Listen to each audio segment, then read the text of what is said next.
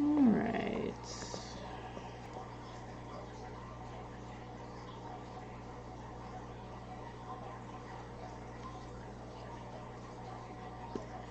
Alright, there has a tendency to not where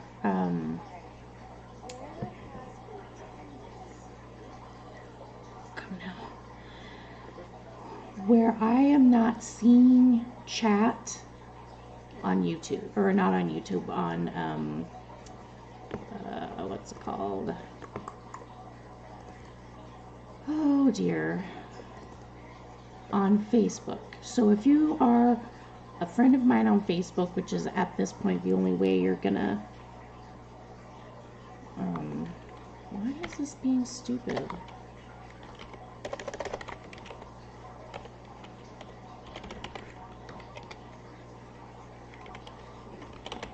Oh my gosh. The best way to know, or the best way to guarantee that I will see you in chat would be to go to Twitch. It's twitch.tv/scrappywheels. Let's see if I can set this up. No.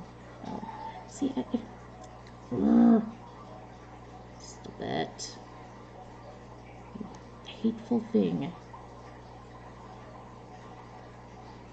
Anyway, I do get messages through this little dealy bob, but the guaranteed way for me to see if I'm getting messages at all would be to go to twitch.tv/scrappywheels. That way I know for sure you're talking to me. However, if it doesn't bother you that I'm not responding, by all means, watch me on YouTube, which is the whole point of me being on it in the first place. So, yeah, still does not want to be happy with me. Hate you, and I hate your ass face.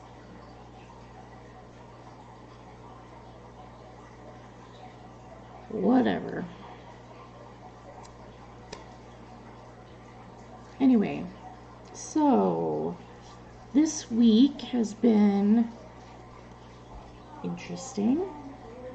So as I don't have any clue, and I'm live, and would you give me that thing I asked you? No. I have no idea what happened to last week. Where is it? Or the week before last. The cup is on the washing machine. Why? I don't know. Why is anything in this house? I hate communists. Anyway, I have no idea what happened to like the week before last. Like my brain literally imploded because it wasn't just the fact that I forgot to do Whitney Wright's book last Wednesday, but on my romance writers workshop or group, I completely forgot to do critique group. I'm like, hello, Mater. And then apparently at some point, I had, is this even getting, okay, good. At some point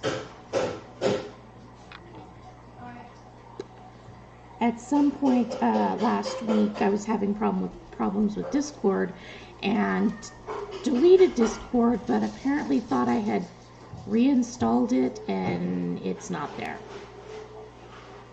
No idea. Nothing. No clue whatsoever. So, actually I'm going to check and see if Facebook is showing up on my phone, because that would make my life that much more easy. I'm not sure that my son could be any louder. I can. Do you want me to be louder? Oh no, because then you would not have access to a computer or an Xbox or any other thing. I hate communism. Yeah, it's not even showing up on my phone. What the heck? Mom, What? what are your thoughts on communism? How about you go away? No. I just want to let you know, communism sucks. You're made of communism. Look at your side. All right, there we go. Now I can see chat. Hallelujah. All right. So if you so feel the need to chat with me on Facebook, I can actually see the chat. All right. So let's continue, shall we? All right. So brain imploded. It's been with the COVID crap going on. It's just been crazy.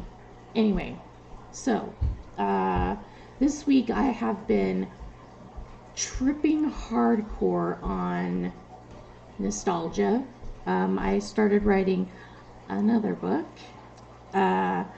This one based on a lot of my experiences that I had while I was in my early 20s. So I'm going to date myself really badly, but I was in my early 20s, like I graduated high school from 94.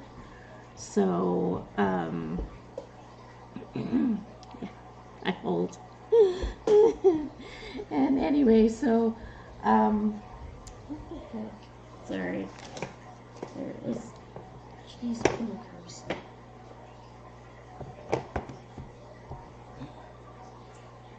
Of course, he sets them all the way over here where I can't reach it. So, I have a couple of Spotify channels, or yeah, whatever they're called, playlists, that if you are interested in getting the essence of the 80s and 90s, because I'm an expert, then I would recommend going to my Spotify channel. I think it's just Whitney Civil. I don't know. I can post it on my Twitter or my website. But oh my gosh, it's been so funny. I recently rediscovered Thomas Dolby, which I don't know if any of you have heard, but his biggest hit from the 80s was She Blinded Me with Science. And he had this wonderful other song that got a lot of play in like Europe, but never really made it big here in the US, called One of Our Submarines. And I've been like hardcore playing that one a lot because it's such a beautiful melody. The singing in it's like but the thing that I learned a while ago about Thomas Dolby was he did start out in that, the late 70s, early 80s kind of new wave of English synth pop, but he actually went more of the technical aspect of synthesizers. He actually is the father of a lot of like the modern synthesizers and sound mixers that they use today. He just got crazy nerdy on figuring all that stuff out. But this One of My Submarines, or the One of Our Submarines song, is got a fantastic melody line, which makes me kind of sad because, yeah, he kind of found his calling with the technical aspect of the music, but it kind of led him away from actually making any more. But oh well. So there's the 80s, then there's the 90s, and for some reason, so if you listen to my 80s playlist, it is, if you like alternative, the synth pop, the new wave, it's got tons of that on there, like tons. In fact, the playlist name is, it's just under Whitney Civil, and the playlist is called Hi Blaine. This is an inside joke for me and my friend Melanie, and it's very 80s. It's a Pretty in Pink reference. Anyway, if the other playlist that I have that I am really proud of is called Birkenstocks and Flannel, and it is my 90s playlist, and I was really hardcore geeking out on that this week too, because the story that I've written takes place in the 90s in Utah. I have this obsession with putting as many of my stories in Utah as possible, just because I know what I'm talking about. I've lived here for most of my life. So anyway, so a lot of experiences based on things that that happened to me in my early 20s after I graduated from high school.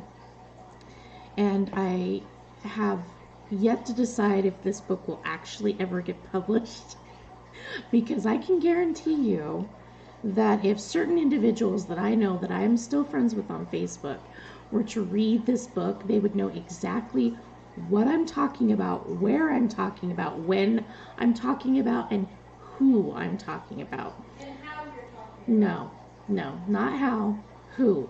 And that's actually the more important thing, because I think that was one thing that I'm afraid of, is that as a writer, I take a lot of my experience from the people that I know and my experiences, in general.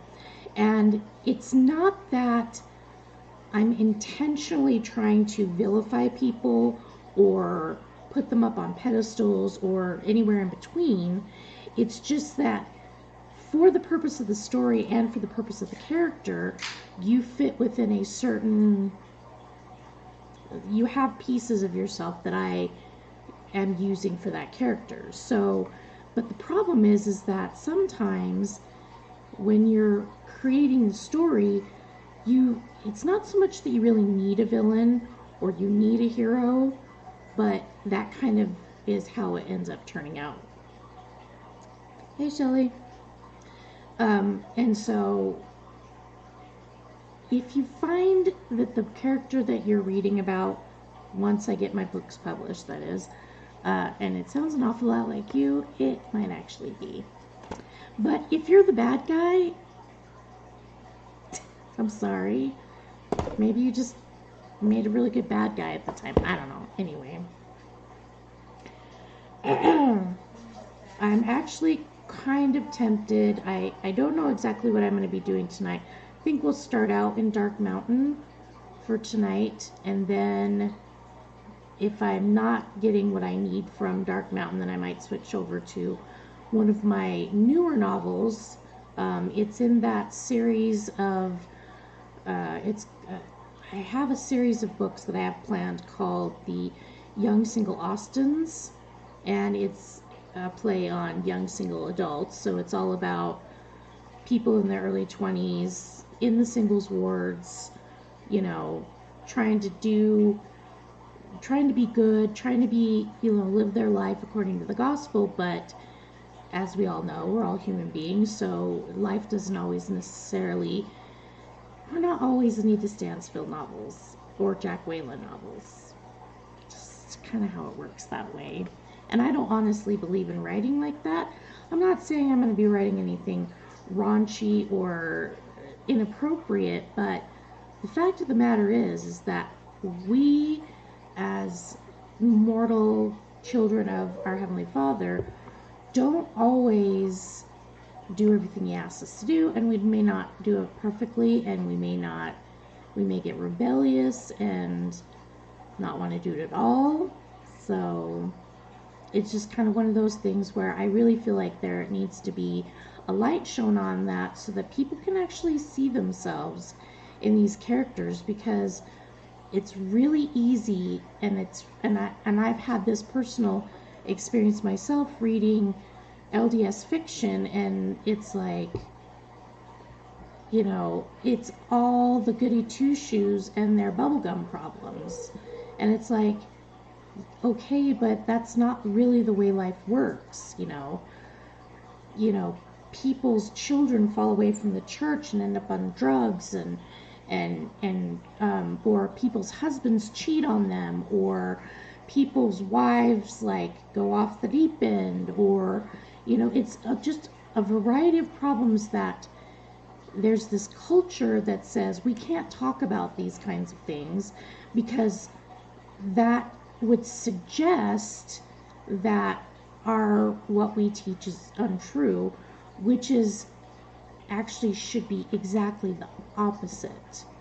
We need those tenets of our faith to help us through the crap that life throws at us. And it's not about appearing, all right, hi Berkeley. And it's not about like, that's my train of thought. It's about being the fallen mortal that we are, and then using the gospel to come back from that. I promise my novels are actually more for entertainment than for religious discussion, but of course if you're writing a book about LDS culture, then that tends to kind of insert itself because we do want to try to be as good as we can. Doesn't always work, but that's how it is. Anyway, so Dark Mountain, however, is not that kind of book at all. Dark Mountain doesn't even attempt to be an LDS fiction at all, and I didn't write it that way because certain aspects of the story, the way I planned the story didn't lend itself to the way we are taught to live our lives. And I really just, sorry about that. Hopefully that's where it's supposed to be. Anyway, the people that I find interesting in this life, and I think it's because my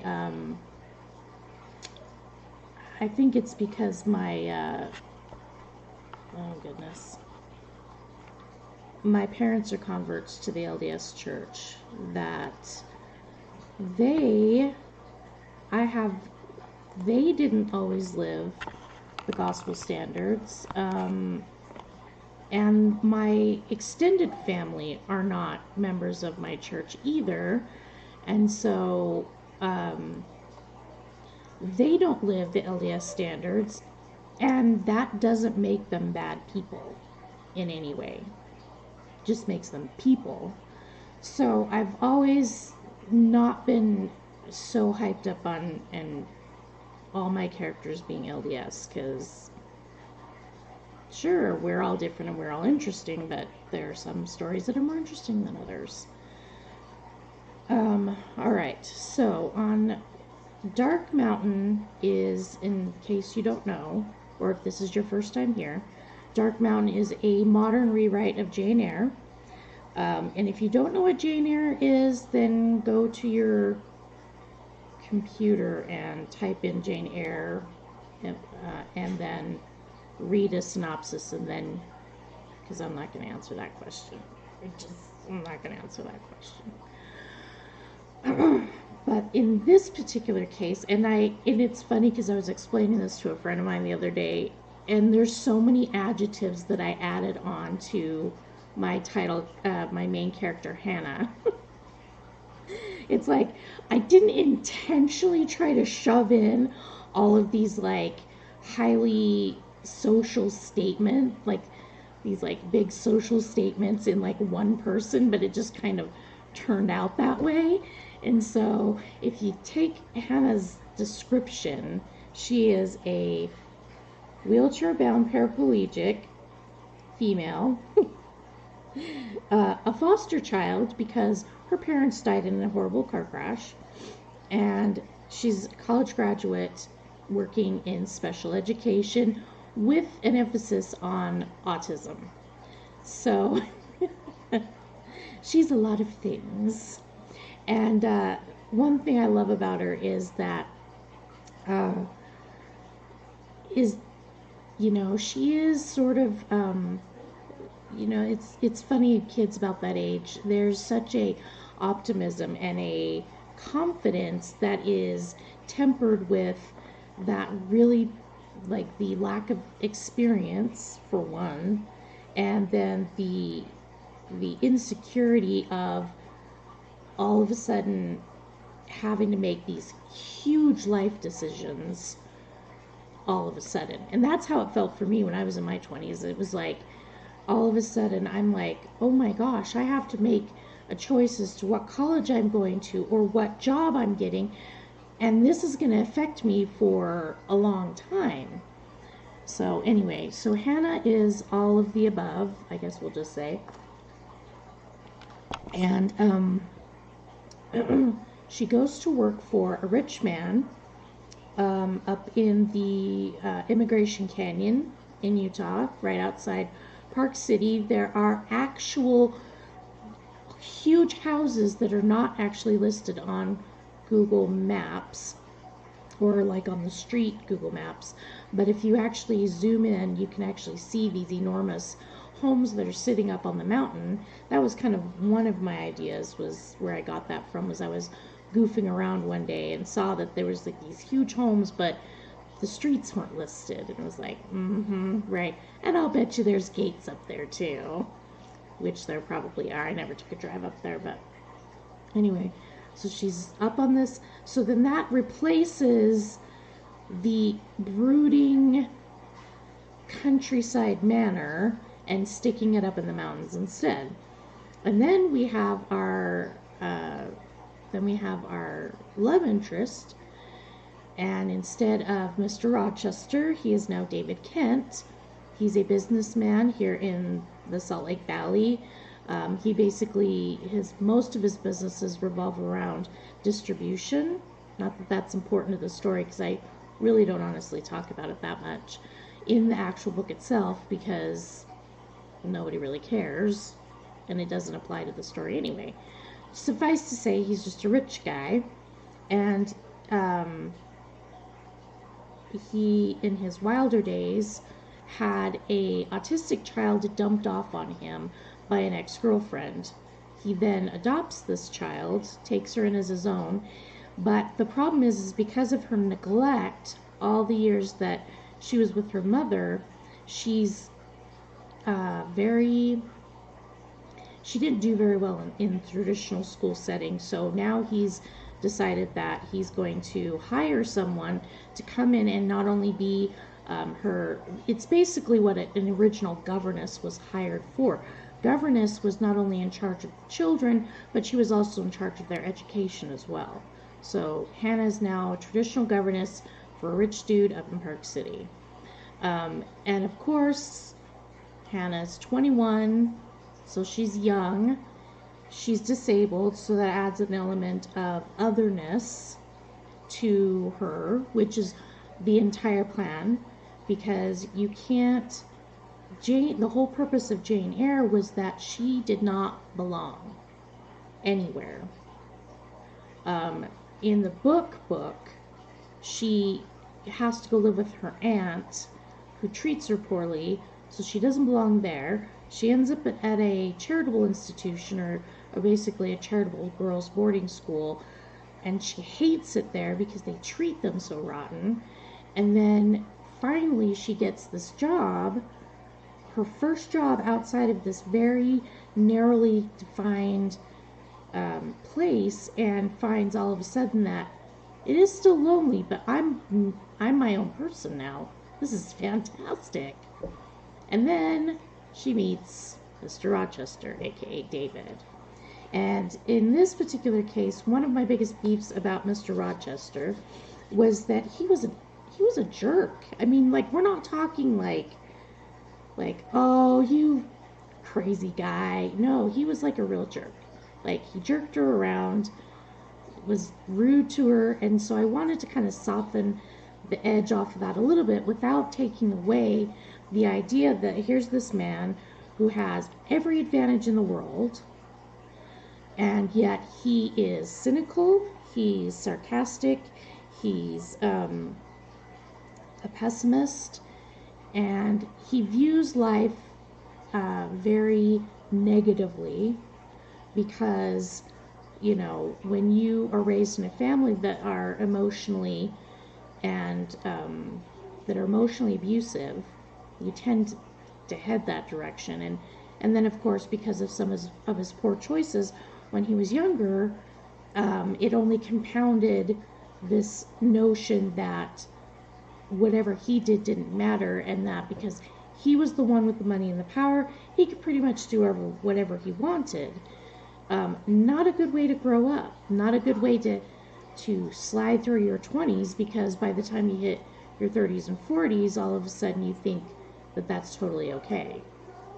Thankfully, Hannah herself is a very strong-willed young lady, and so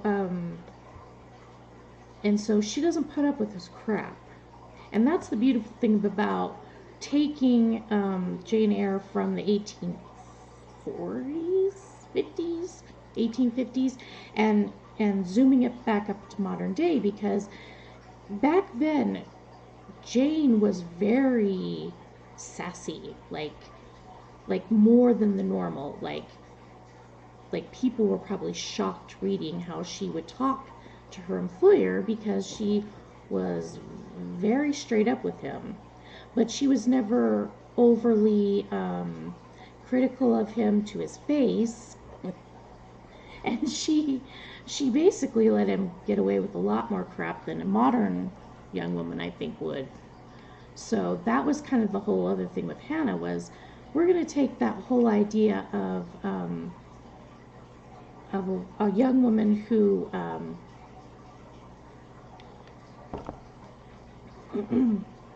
has lost a lot in her life, and then comes up against this guy who she respects, but is, you know, he's a dork, basically.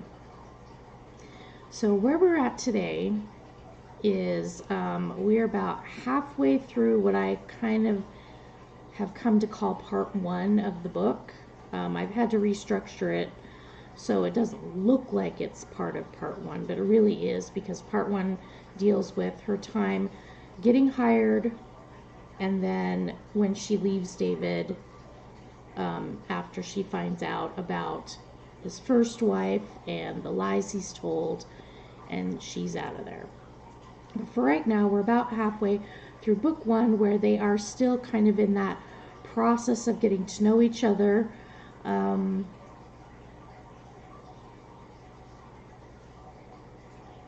All right, thanks, Mez. Hang out. You're good. So we're now still in that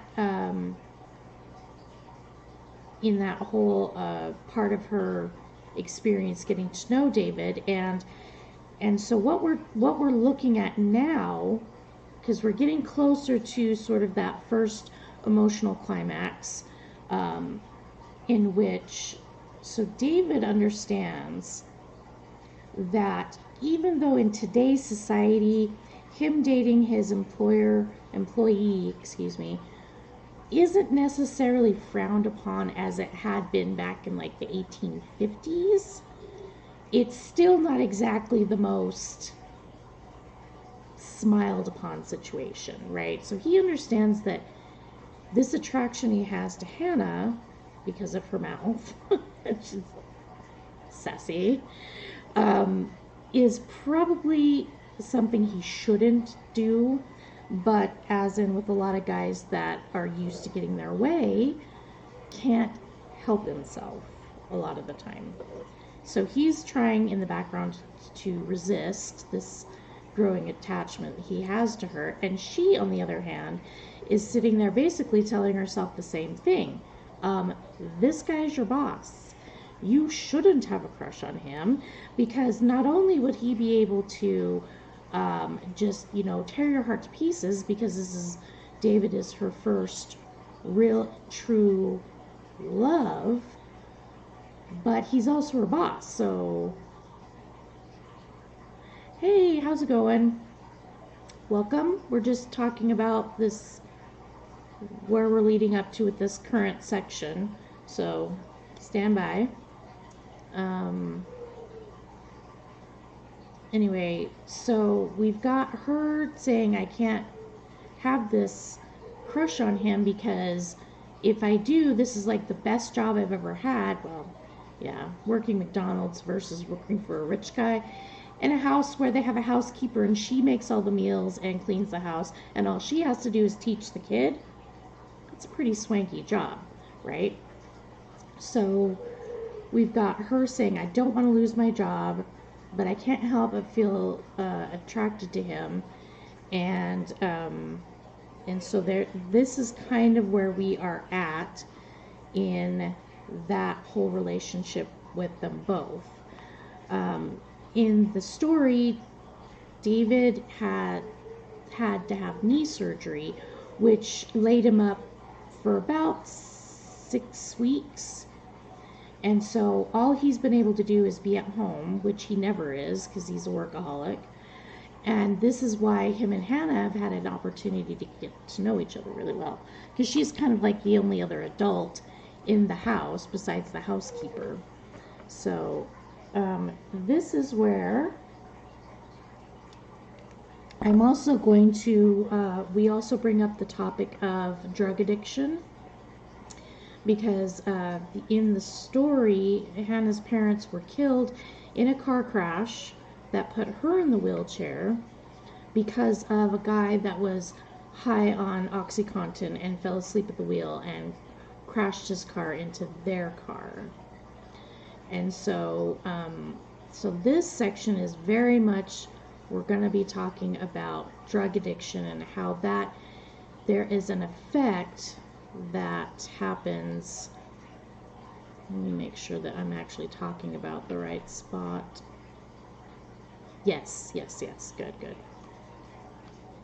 And this is a section I really wanted to kind of point towards.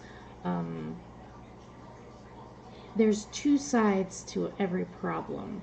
And that's why sometimes it's so hard to find a good solution to the problem, because there's so many facets. So the way I usually do this is I will read my work aloud, only because, not because I'm the most wonderful narrator on the planet, but it's because when I read, I actually can hear the words that I've written, and a lot of times I can pick up on grammatical mistakes, sometimes spelling errors, or sections of the story that aren't working. And so let's see. So we'll just dive in and we'll see what happens. If this gets too tedious, then we'll switch over to imperfect timing, and I've got a crap ton to do with that one. So let's see. Our days, and this is narrated from Hannah's point of view. And then Addie is David's autistic daughter. So our days had fallen into a fairly enjoyable routine, at least to me. David spent the majority of his days in his office. Let's see. I should say our day, or the day. So David spent the majority of the day in his office. Addie and I worked in the classroom and then adjourned for lunch and playtime. When night came around, David would emerge from his office and hobble over on his crutches to the couches in the sitting room and wait for us to join him after dinner. I brought him a portable version of whatever dinner we had after a while. He rarely ate more than anything that didn't come packaged or delivered. He was in a better mood in the evening if he ate what I brought. He was in a better mood.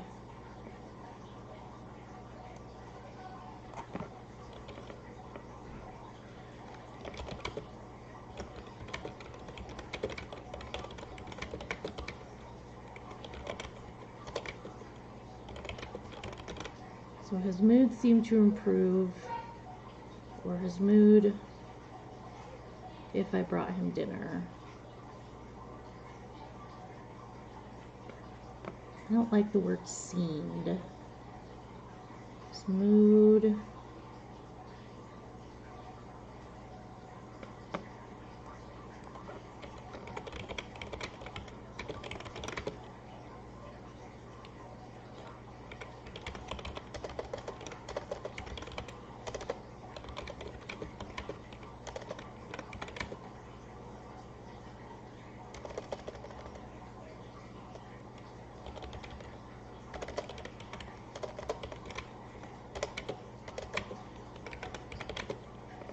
So bringing him dinner generally had a positive effect on his mood for the evening. He rarely ate more than anything that didn't come packaged or delivered. Bringing him dinner generally had a positive effect on his mood for the evening. It's a little better. Addie, remember tonight we're going outside after dinner, I said. I loaded up the plate with pork chops and mashed potatoes Brenda had made. I rolled over to see where David sat and handed him the plate. You don't have to do that, he said, taking the plate from me. Glad to hear it, I said, smiling at him. I want to. I appreciate it nonetheless, even if I could get it myself. I rolled my eyes as I turned. Sometimes it's good to accept help from other people without feeling obligated to do something in return, he grunted. By the way, if you want to know what David looks like, just look up Orson Welles as a young man. There you go. Okay, once Addie finishes her dinner, we'll be heading outside for school stuff, I said. He acted like he didn't hear me. I shrugged. January was cold, but it hadn't snowed in a while, leaving the concrete paths in the garden clear. We had been studying the solar system, and the winter sky had some of the easiest constellations to recognize. Now bundle up, I said to Addie. It will be chilly, but we'll be able to see so many stars tonight. Addie zipped up her coat all the way to the top. She pulled on her pony hat. Ponytail, ponytail, Hannah, she said, pointing to her hat. I smiled at her. The hat had a hole in the top so that I could pull her ponytail through. As I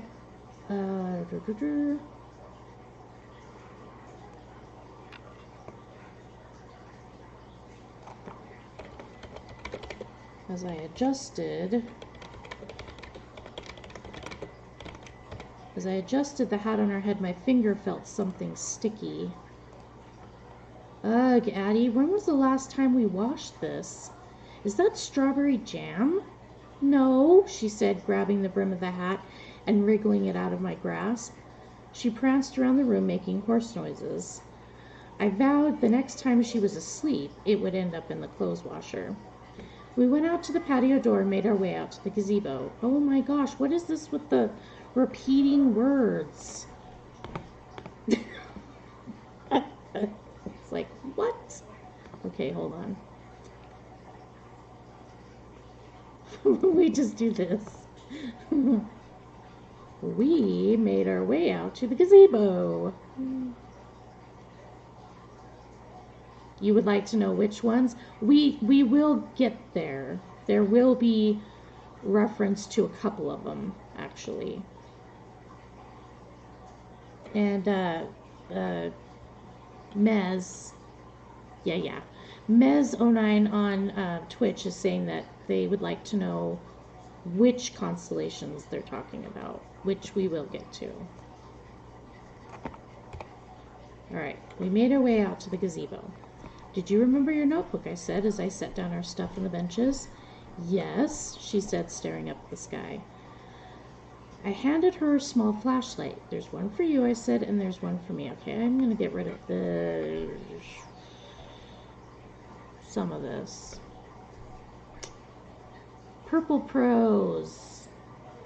Unnecessary, not purple prose, but like unnecessary chatting.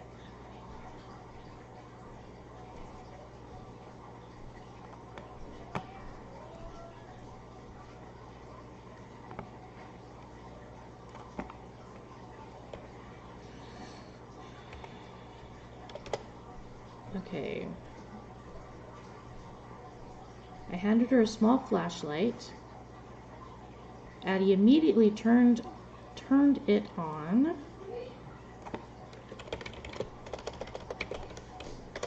My foot fell asleep. And started shining it around. She giggled. You won't be able to see anything if you leave it on, David said. He made his way over with his crutches to where we had set up. And please, don't feel afraid to ask a question, to make a comment, a suggestion. I may or may not necessarily take your suggestion, but I'm always happy to answer questions, and sometimes suggestions will get my brain going in the right direction. So, anyway, David comes out. Joining us, I asked, glad for the darkness, so he wouldn't be able to see how pleased I was. I figured since you two were out here, it was better than staring at my computer screen or the walls of my room, he said. That's fine, I said. Just don't be a distraction. We're learning new things.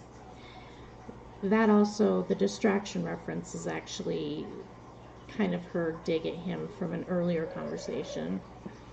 He snorted, which is why he found it funny. Okay, Addie, what is the first constellation on your paper? I said. She shined her flashlight on her workbook and said, Orion the Hunter. Do you remember what we said was the best way to recognize Orion? I said. By his belt, she said. Very good, I said. So let's see if we can find his belt. We looked up into the cold night sky. I found it. Look, she said, pointing upwards. Sure enough, Orion's 3-star belt shone brightly against the darkness. I'm going to draw it in my book. She turned her flashlight on again and started drawing what she saw in her book. How about we take that off right here? So she turned her flashlight on again and started drawing what she saw. How about you ask David to help you find the next one, I said. David, do you see the Big Dipper? She asked. She went over to stand next to him. And just for reference sake, for those that don't live in Utah, these are pretty much the two biggies in the sky during the wintertime, is Orion and the Big and Little Dippers. And they're fairly easy to find. So let's see. So David, do you see the Big Dipper? She asked. She went over to stand next to him. It's right there, he said. See, the star is shaped like a box. Then off to the right is the handle that curves. Addie clapped. She skipped over to her workbook and drew the shape. Very good, David, I said, using a tone I'd used for Addie. Being cute, I see, he said. Only sometimes, I said. You are so singular, he said. Thank you, I think. I've been thinking about something you told me the other day, he said. About the accident that put you in your wheelchair and killed your family. Oh? So many lives at such a high cost, he said. So much pain. So many broken dreams. And all for the next fix, the next high, and no way to help. Was he still talking about the accident? His words had sort of just drifted off at the end. Let me get rid of just. That's another bad habit of mine. I don't know what it is with my obsession with the word just, but it is. So I'll have to get rid of a lot of them. Managed is another one. So let's see. It is sad, I said after a while. Dan and Marion, her foster parents, dealt with a lot of mothers whose children were in foster care because of their habit. A lot of them felt that their only choices were to go to jail or go back to their habit. It was almost easier to maintain the addiction than it was to get sober. If they didn't get sober in jail, then there weren't any resources for them to afford to get clean any other way. Or they'd just fall back into old habits because they couldn't afford to get out of the circumstances that put them there in the first place. Couldn't get a job, couldn't afford to move away from bad influences or bad areas. So old habits would kick back in and they'd be back in jail again. And it was the children that suffered the most. You think they'd change given a choice. I think I'm going to change that sentence. If I can't even say it, then you're not going to be able to read it.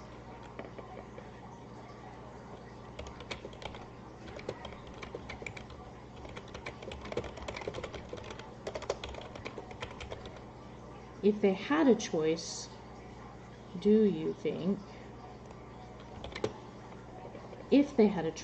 think they would change? Yes, or at least some of them would. Probably not everyone, I said. Even the guy who killed my family hit rock bottom and attempted to change. What do you mean? A few years after the accident, I was going through a rough time, teenager. I was angry at everyone and everybody, even Dan and Marion. It was around junior high, you know, when being different becomes very visible. I was stuck in this stupid wheelchair, and all because some guy passed out at the wheel, I said. I had yelled at Marion that she wasn't my real mom, and that I wished the guy had killed... I wished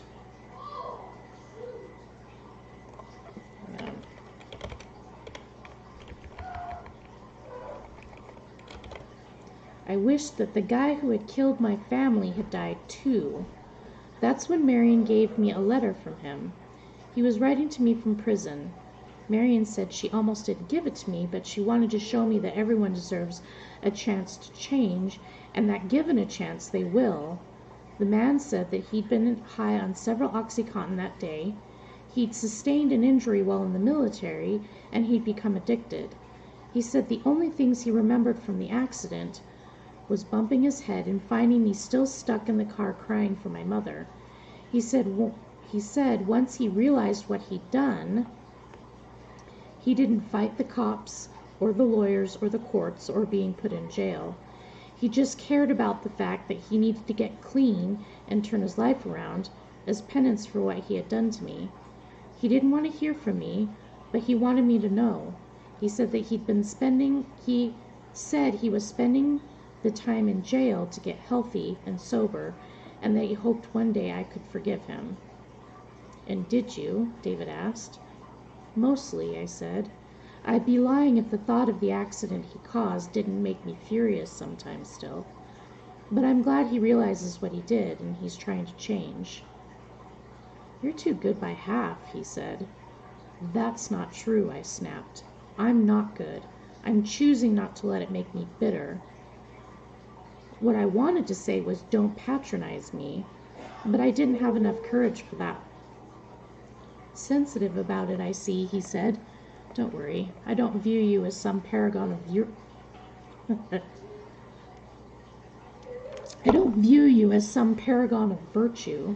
I just can't seem to reconcile how you seem to so easily accept the terrible things that have happened in your life, and yet you would deny yourself the right to be angry and resentful about it.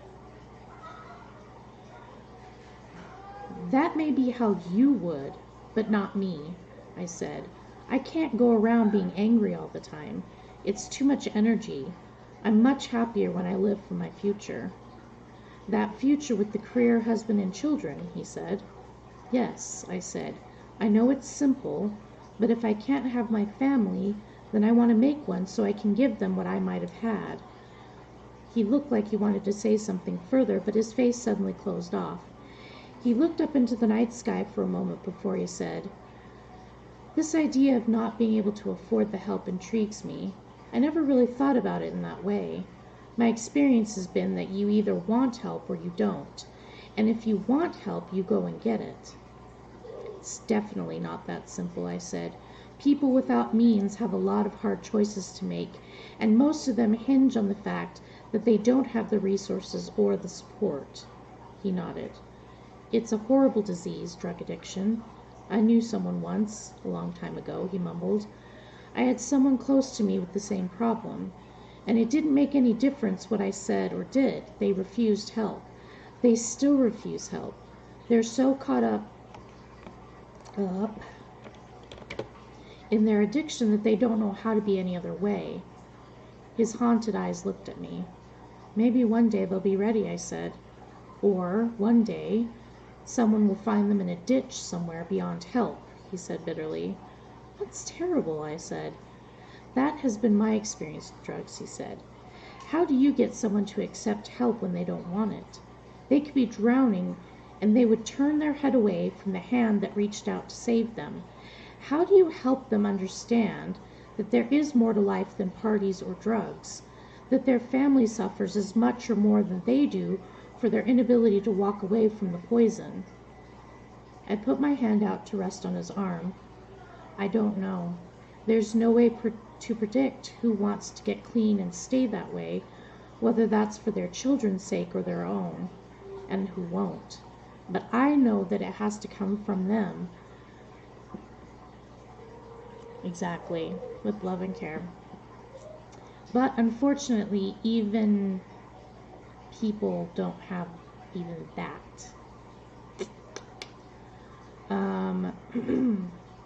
I just wish there were more ways available out there for them to discover that, besides jail or facilities that bankrupt their families, always trying one more time to bring their loved one back from the brink. He looked at me in the darkness, though I wasn't sure he was looking at me necessarily. He was thinking. I looked over at Addie, who had, while the adults had their little talk, turned her flashlight on and was shining it through the panes of glass in the gazebo. I turned back to him when I felt a pressure on my hand. His hand covered mine, and it was warm, sending tingles up my arm in the cold night.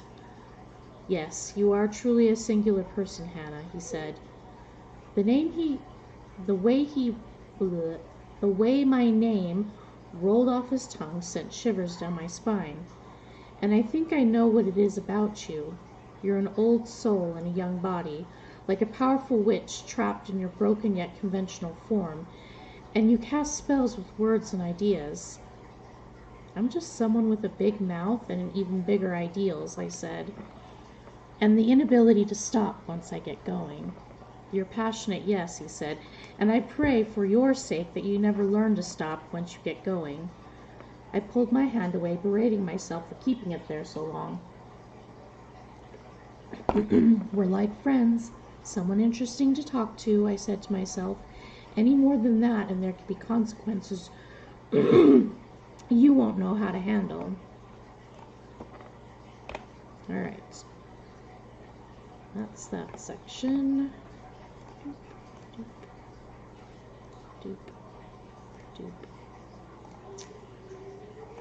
All right.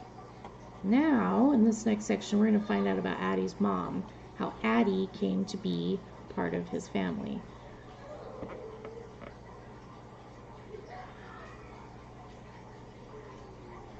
Thank you. Mez said that this is not normally the type of book they read, but they're very intrigued by all of the ideas and things that are being brought up. Okay. So one evening, not long after stargazing with David, Addie and I's day had put us in a silly mood. She didn't feel like snuggling with me that night, so she contented herself with her coloring book and markers while she sang songs to herself.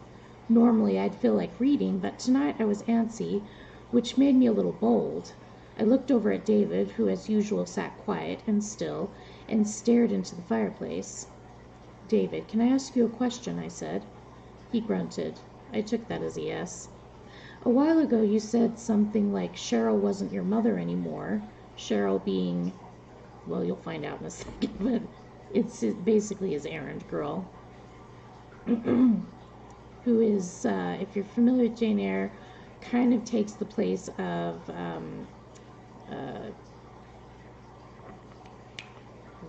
the housekeeper. I can't remember her name right off the top of my head. Okay. So you had said something like Cheryl wasn't your mother anymore, and then she said she'd never been your mother, I asked. What does that mean? What did that mean? As if I had woken him from a doze, he jerked his head up and looked over at me. "Cheryl was my father's fourth wife," he said. "Fourth? Wow," I said. "They must have been married a long time for you to think of her as a mother."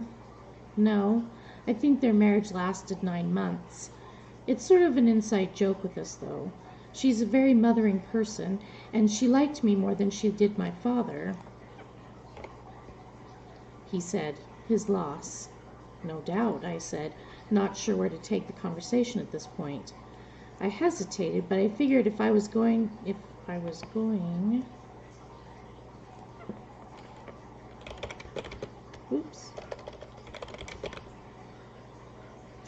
to be nosy, why not be nosy all the way? "Well, where's your father?" "Dead," David said, with no emotion in his voice. "Oh," I said, "I'm sorry." "There's nothing to be sorry about," he said, turning his gaze back to the fireplace. "He was a horrible human being, crappy husband, and even worse father. The only favor he did me, besides giving me life, was dying before his fortune could be willed away to someone else. even though it sat in probate forever and cost a fortune in lawyers to claim. I sat quietly. You know what he said to me the last time I saw him before he died? He said, "You're an indolent waste of money. Too bad you're not man enough to make it on your own." That's detestable, I said. It shocked me that someone could be so cruel to someone else, let alone their own son. That was my father for you, he said. But I guess you proved him wrong. You worked so hard to make your businesses a success. David laughed. You mean his business is a success. But you're right in a way. His companies were doing middling at best when my father owned them. Now they're international contenders thanks to me. I'd say that makes pretty good lemonade out of some really crappy lemons. He chuckled at that and stretched as best as he could. Would you say that we're friends by now? I guess you could say that, I smiled. You're my employer still, but I think we're more than just employer-employee. He looked at me a long time. If I didn't have all this money, would you still be my friend? I thought about it. Really thought about it. I was never one to make friends based on shallow things like good looks or fashionable clothes, so that wasn't the thing that stopped me from answering right away. I hesitated because I wanted to figure out in my mind if I could be a friend of his, even if he wasn't my employer. Yes, I probably would, I said truthfully. He examined my face. What if I was as horrible a person as my father? Could you be friends with me then? I'm not sure you'd want to be friends with me, if that were the case, I said. If your dad was as horrible as you say he was, I wouldn't let him get away with doing horrible things around me. I don't base my opinions of someone based on stupid stuff like money or looks. If you're a good person, if you're kind, or funny, or fun to be with, or nice to talk to, that's what I use to gauge whether I want to be friends with someone. Then you would differ from a lot of the people that live in this valley, he said. That goes without saying, I said. What do you mean? I mean, I've been different since I was 11 years old, I said, and I know what it feels like to be different, so I try hard not to do it to other people. What about Addie, he said, nodding to this. Actually, I need to change that. Because originally I had her falling asleep, but I changed that, so let's see. We'll say little girl coloring in her book.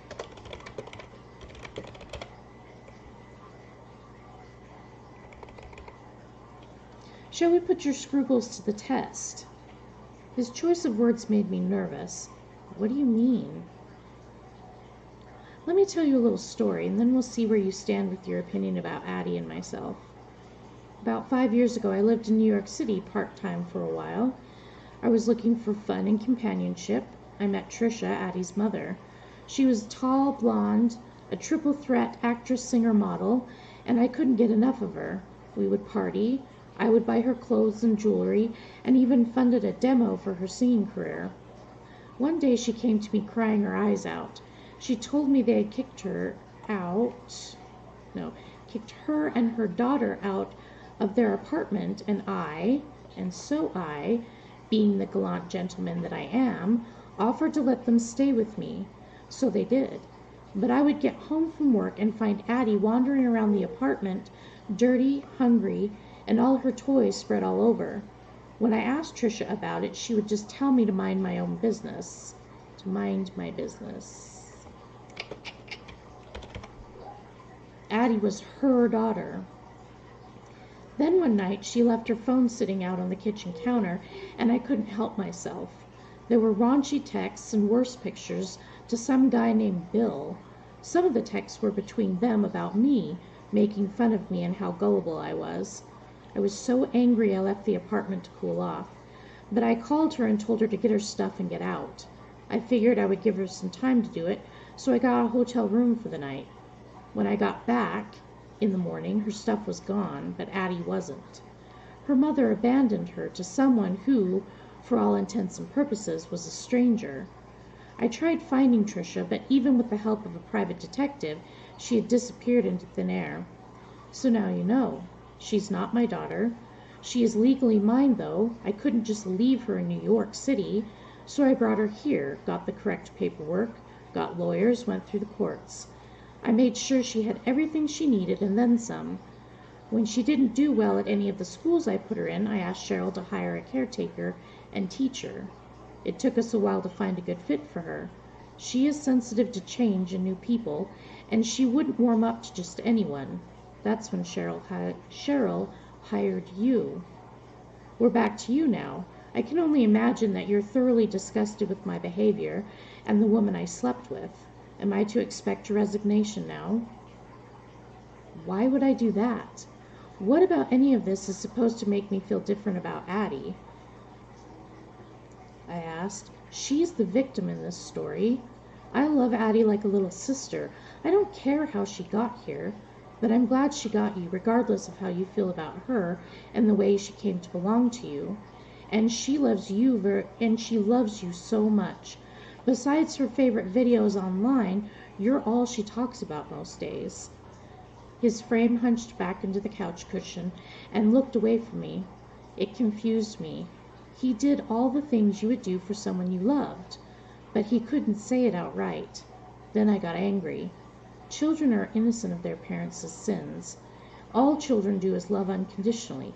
They want nothing in the whole wide world but to love and be loved, to feel safe and to belong. We all want to belong, I said, my cheeks burning with how forward I had just been with the man that pays my paycheck. But I was sure even David wanted to belong and have people care about him, though I doubt he would admit it. I got back in my chair. I was feeling disgusted by the whole conversation. A child shouldn't have to wonder if the people around them love them or not. They shouldn't feel judgment because of the things entirely out of their control.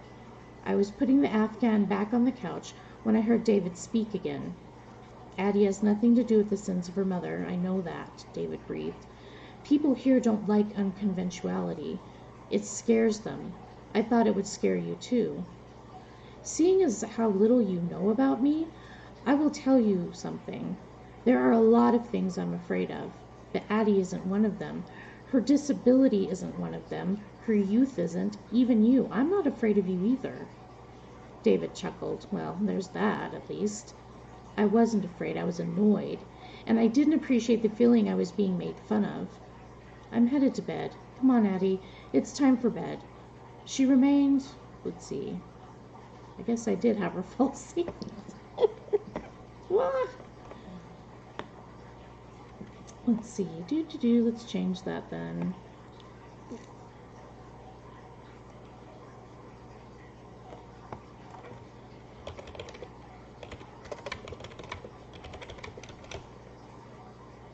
So she didn't move right away. I turned to look at David. I'll just say this, and then I'm done. Being afraid of what other people think, what they think they know, you'll only be walking around in circles trying to figure out where you stand. I have better things to do with my time than worry about what someone who has almost nothing to do with my happiness or well-being thinks about me. He said nothing as I rolled away. I felt suddenly exhausted. For someone who came across as demanding and gruff, he sure worried a lot about the way people saw him. It was something I never worried about. You can't be a disabled orphan from a home that regularly cycled out foster kids from all walks of life and worry what people would say. You couldn't let what people thought of you worry you when you come from a home in a community that was very nearly the epitome of stable middle-class nuclear family America. It was at least one burden I didn't carry around. I got myself in bed and lay there. As usual, my mind would not turn off. I played David and I's conversation over again. He was so hard to read sometimes. On paper, David had everything going for him. He had money, he had thriving businesses. He had homes and property and the financial freedom to do whatever he wanted. But he put people off with his demanding and capricious moods. He worried about what people thought about him. He kept people that could care for him at a distance. It was more of a disability than I had. The one thing he needed was someone who he respected that could set him straight. He had so much to give, but didn't have anyone to direct him. That person certainly wasn't me. I was just the nanny. I was much younger than him. Nothing about me would inspire respect in someone like him. If experience had taught me anything, most men were comfortable being friends with me, but anything beyond that, and it was like asking them to date a turnip. And then there was the matter of my own feelings for him. I had to admit to myself I was attracted to him. In those moments when he would come out of the emo cloud he spent most of his time in, I could see a brilliant, ambitious, and sensitive man. But as much as I wished there were more to our nightly conversations, he kept me at arm's length too. I didn't know how to proceed with him. My logical side said to just leave well enough alone. Not leaving well enough alone usually resulted in my nursing a broken heart and a smarting ego. But so much of me wanted to reach out to him and let him know he wasn't alone, that there was someone who understood him more than he thought they could, and someone who cared for his happiness if he would search for it in life. So, we've got little Miss Hannah taking it upon herself a little bit to be David's savior.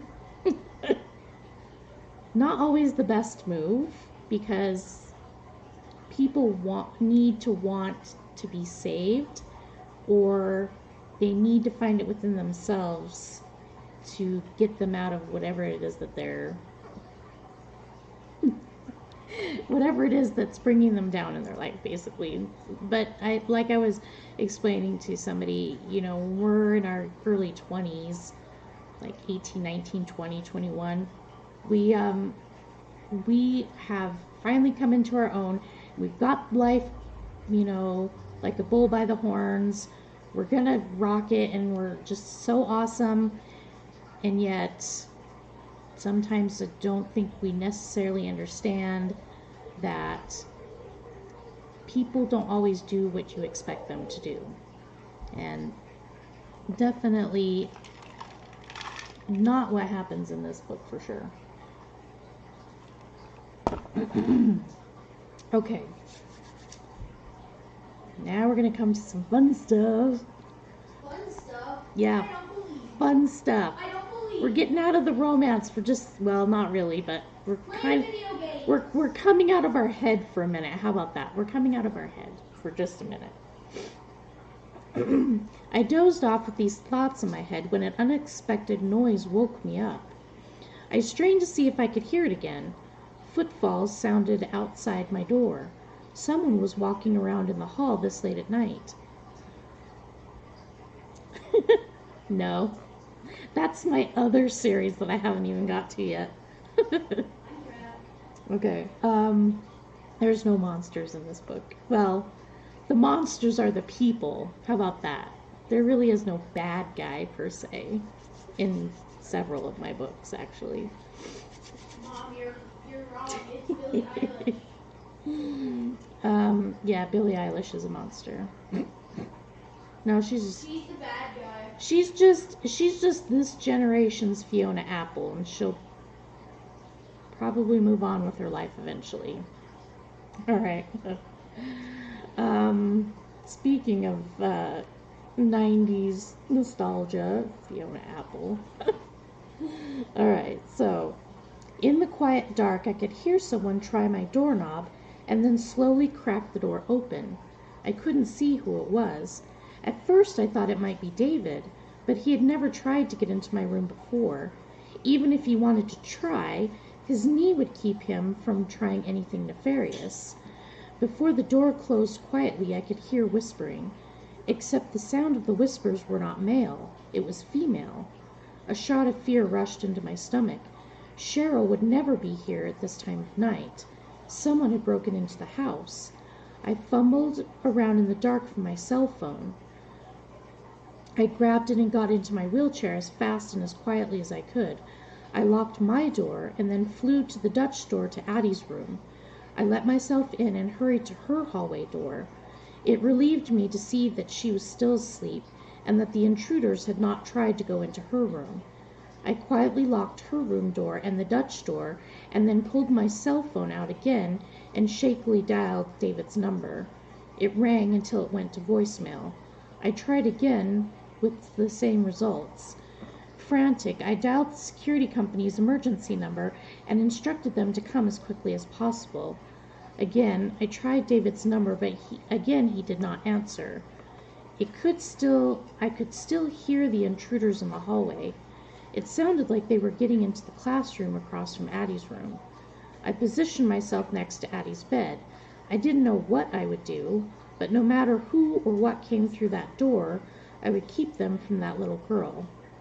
I waited in the dark, hoping that the little light from my screen was not bright enough to alert the intruders that there was someone awake and aware of their presence. It seemed like an eternity, but finally I could hear distant sirens down the road. The intruders' stomping feet and loud whispers could be heard as they raced to exit the house. I prayed with all my might, thankful that they had not tried to enter this room and that Addie and I were safe. If she locked the door, then obviously they're not going to be able to get in there. But I say forced their way.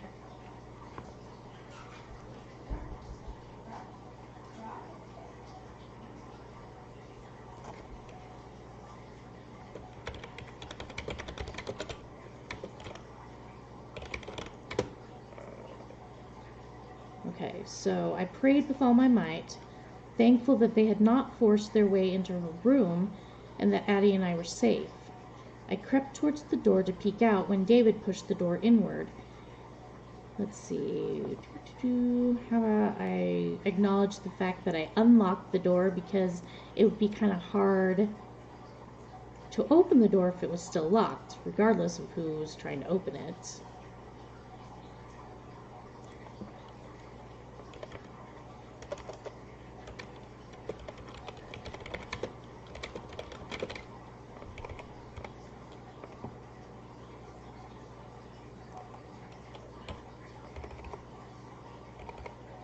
Alright.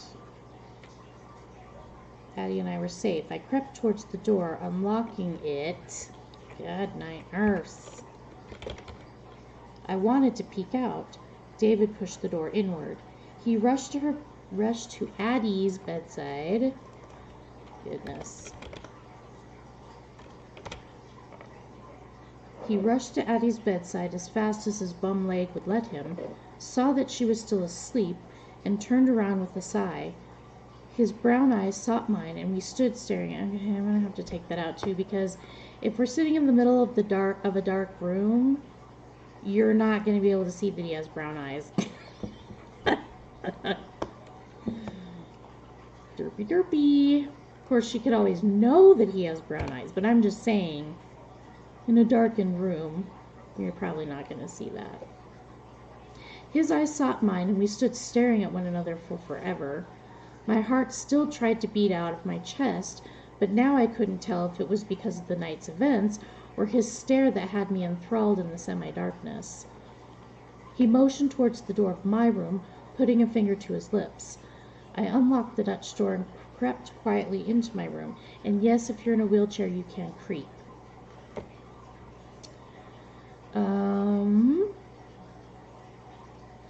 It means don't bang up against the door frame. Let's see. Crept quietly into my room. He came after me and shut the door behind him. I unlocked my hallway door and turned to face David. What happened? He finally asked. I hugged myself, the effects of the adrenaline starting to give me tremors. I tried to hold myself together. I heard a noise, I said breathlessly, and went to check on Addie and realized that someone was in the house. I tried calling you, but you didn't pick up your phone. I was too afraid to go to your room, so I called the security company. I took in several deep breaths, trying not to sob right then and there. My eyes watered regardless, and I hugged myself more. David crossed the room over to me. You're freezing. He rubbed my arms down to my hands. He took off his bathrobe and wrapped it around my shoulders. Let me handle the security guards. You did the right thing. He looked as if he was about to say something else, when a security guard called his name from down the hall. He hurried from my room and shut the door quietly. There was nothing left to do but obey his order. I was freezing and exhausted, and I could not control my racing heart. I transferred back into my bed, but sleep eluded me. My thoughts ran in circles, nightmare scenarios of finding Addie and David dead in their rooms, of trying to escape but not being able to push my wheelchair fast enough to escape an unnamed danger. Echoing down the hallway were the cries of a little girl racked with fear, pain, and confusion, trapped in an upside-down car. I pulled David's bathrobe tighter around me and took in a long breath. I smelled faint traces of cologne and aftershave. His cologne and aftershave. Musky, spicy, but clean. I thought of David. I thought of his stormy brows when he brooded. I saw the crooked smile he would give me when I said something that amused him. It stifled the storm in his eyes for a while, but it always returned. As much as I might have wished my presence affected him as much as he did me, I knew better. It was a schoolgirl crush, a fancy. He exuded excitement and danger, tenderness and harshness. I felt helpless to resist, but I had to. The short life I had lived as a person with a disability, I knew all too well how such crushes turned out. I'm sorry, Hannah. I thought we were just friends. I didn't mean to make you think there was something more. The wheelchair, the disability, was always something more than they could handle. They always walked away, and my heart was just that much more broken. I argued with myself that it was better to just let it go than to be hurt all over again. I surrendered to the idea that I wouldn't get any sleep. I sat up in bed and absentmindedly played with my phone.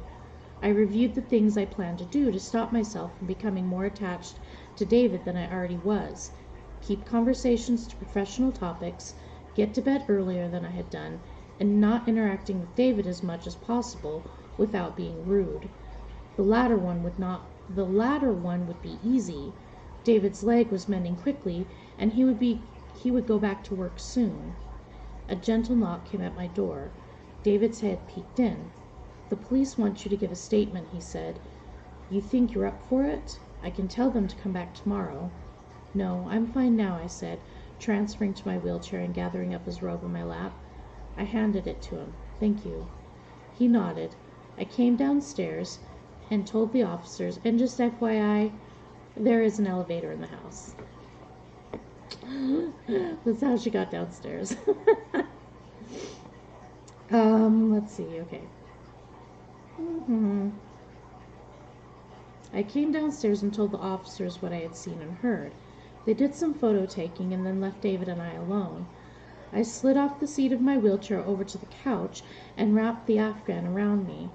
David turned the gas fire on. Please. David turned the gas fireplace on and sat down next to me. You did well, he said, much better than I expected in a situation like this. All I cared about was making sure they didn't get to Addie, I said. I thought it was you at first. Really? He smirked. Thinking I was trying to sneak in on the nanny? Not that I thought you would, but it crossed my mind, I said, holding the blanket up to my cheeks to hide the fact that I was blushing furiously. It means a lot to me that your first thought was to protect Addie, he said. I felt lost looking in those dark brown eyes, because now she can see the eyes. Because I'm pretty sure there's a light on somewhere. And the fireplace. Anyway. Let's see. Felt lost looking in those dark brown eyes, the firelight dancing in them. I don't think I could live with myself if something happened to her, to either of you, I whispered, my heart pounding around like a caged bird. I wondered if he could hear it. It was so loud. A thrill went up my spine and it shook me. Hair fell into my face, and before I could tuck it back behind my shoulders, David hesitantly reached out and took a loose lock of my hair in his fingers. He examined it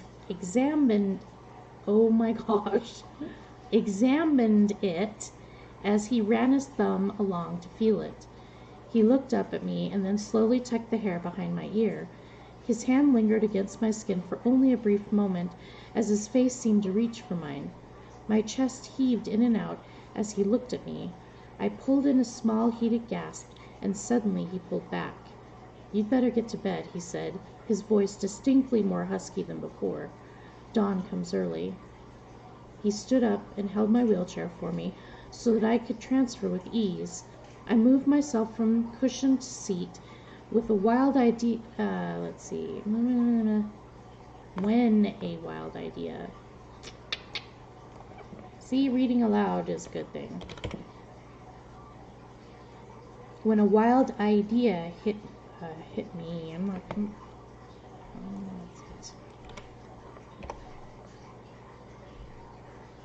what if, wild idea hit me. What would he do if, once seated all the way, I pulled his face down to mine? It would be easy. He was basically standing above and behind me. I almost did it. I shivered again with the excitement of almost doing something so daring, and there was a chill in the air now that I wasn't tucked in beside him. I chickened out, but I turned around and took his hand in mine. "Good night, David." I left it there much longer than I should have. I left him standing there in the dark. I wasn't at all sleepy. I lay in my bed watching the light from my window growing stronger and stronger, and going over what just happened in my head over and over. I touched my hair and shivered again as I remembered his fingers running through it, his fingers lingering on the side of my face, just enough to leave a trail of heat. I saw those full lips coming towards me as if to touch mine, and the feel of his warm hand in mine as I pulled away. I wrapped my blanket tighter around me. "He is my employer," I said to myself. "You're treading on some dangerous ground, and you know that the only way this thing will end is someone gets hurt, and most likely it'll be you."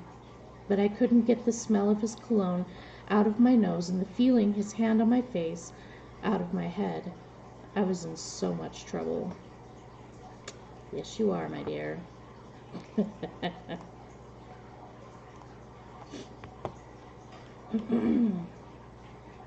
Alright, next scene. This scene pretty much is here to extend the sexual tension that's going on right now, especially since both of them are trying really hard not to be attracted to each other, which isn't working out very well for either of them. Let's see. The next morning I was still thinking about what to do. Even Addie got upset with me because I continued to miss things she was trying to tell me.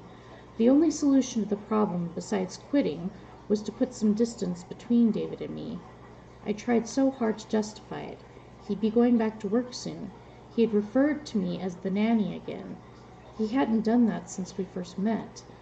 Maybe that should have been my first clue that's really all he thought of me as. If that was the case, then I should act like it. We'd gotten so familiar these last few weeks that things were getting confused. Once he went back to work, we'd hardly ever see him, and then the problem would take care of itself. But I had to hold out until then.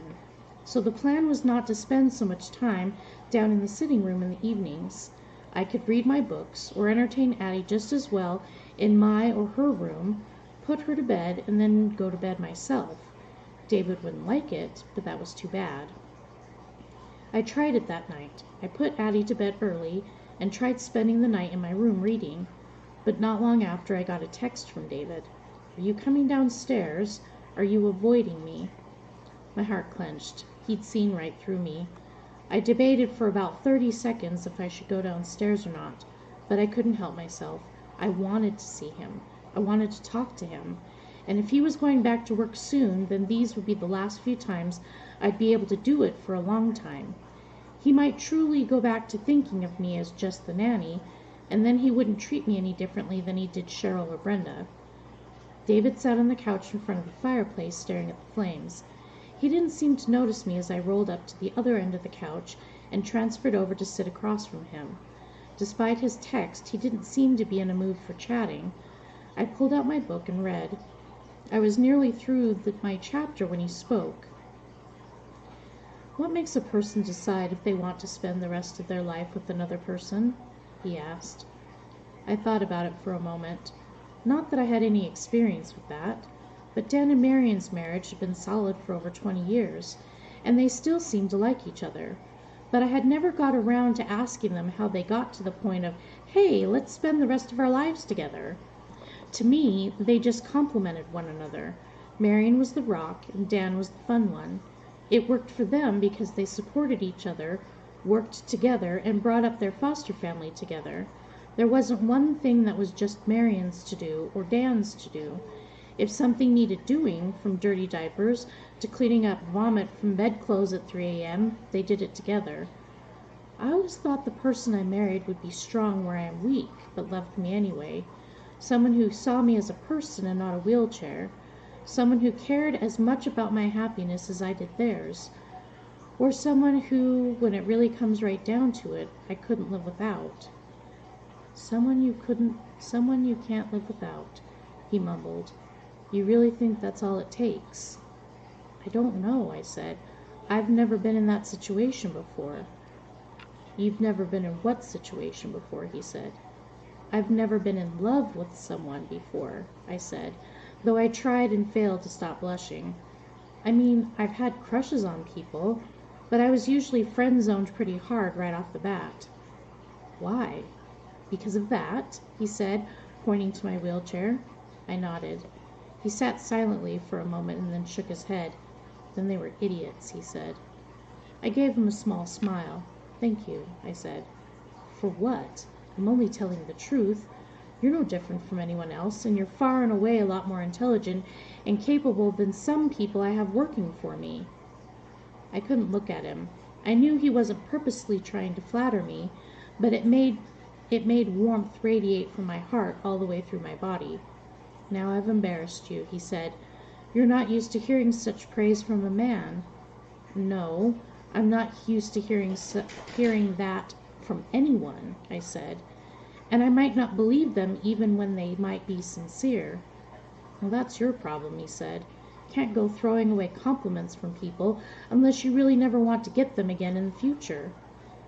He sat in silence again, and I was ready to pick up my book again when he said, "I'll be going back to work soon." I nodded. "I have my next appointment at the doctor's tomorrow, and he'll tell me if I can go back to work or not." I looked into those intense dark brown eyes, nearly black in the low light. I didn't have the courage to say that I wished he didn't have to. Even if by some chance my word would make him stay with Addie and I couldn't ask that of him. He probably wouldn't do it just because I asked anyway. Let's see.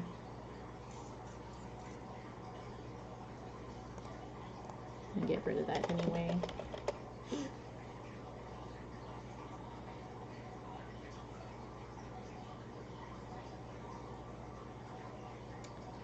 All right. "Addie will miss not having you around again," I said. "And what about you?" he asked. "Would you miss me as well?" I swallowed hard. "Of course. We're friends, aren't we? Friends miss seeing their friends." "I would miss you." "Friends," he said, rolling it around in his mouth like a fine wine. I wanted to say something that would ease the tension in the room, but I couldn't think of anything to say. Actually, I'm going to get rid of that sentence. I don't like it. Because obviously there's tension. Duh. Whoops. I'm streaming. I know. I got another one. Great. All right. "Friends is a good thing to be if you like someone enough to spend the rest of your life with them," he said. And we're going to get rid of this "he said" too.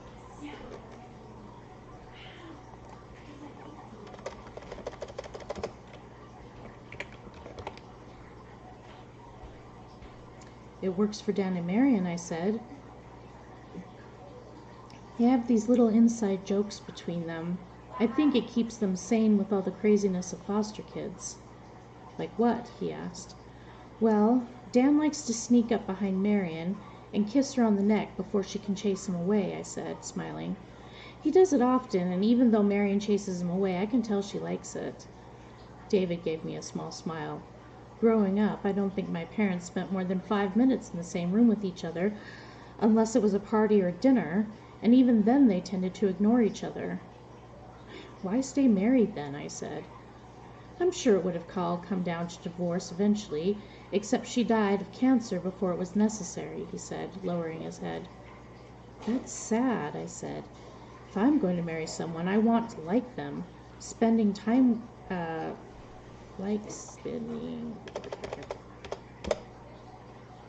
want to like spending time with them, talking to them, and be able to respect them. Otherwise, what's the point? He said nothing. He continued to look down at his hands. Where do you go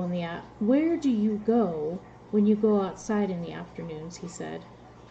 You didn't know about the path? I asked. Path? How long have you owned this place and you didn't know that it was a didn't know, I'm going to change that too. How long have you owned this place and you didn't know there was a walking path through the woods?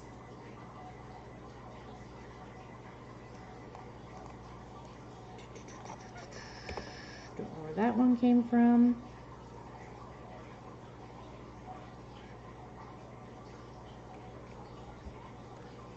Actually, fix that instead.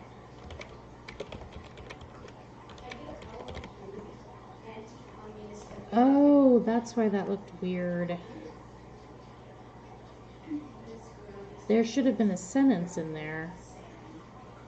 Alright, hold on.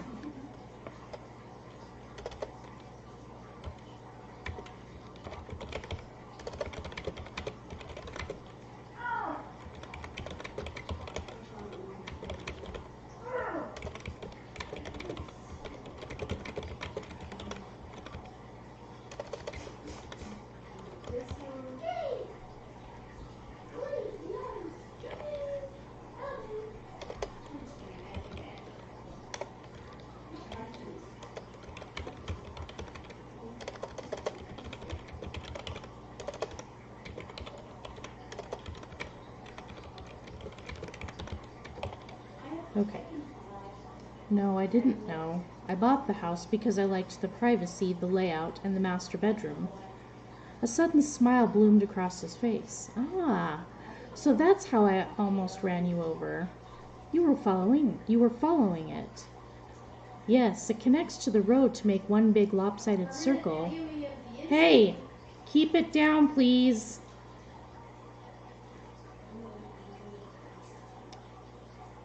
Would you show it to me tomorrow after I get back from the doctor's office appointment? Sure. Thank you. Good night then, and we'll talk tomorrow. I pulled my knees up to my chest, wrapping my arms around them and resting my forehead against them. Why did he have to remind me he would go back to work soon? She already knew that.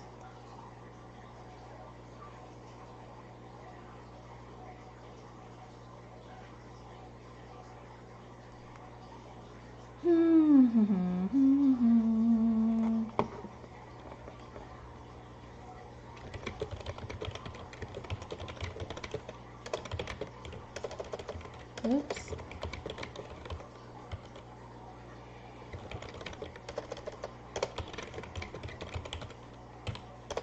Oh my gosh. Learn to spell, Whitney. Alright. I would miss him when he went back to work, more than I should, and then I kicked myself. Why didn't I ask him if he would miss me? Why was I getting my hopes up? Wasn't I just telling myself I didn't need to get mixed up with him? Some few tears fell, but only from the utter mess swirling around in my head. He was my boss. I was his employee. I'm not going to take that out because I feel like the last few sections I keep trying to drive that home, and I think everyone understands. It's the boss thing is okay.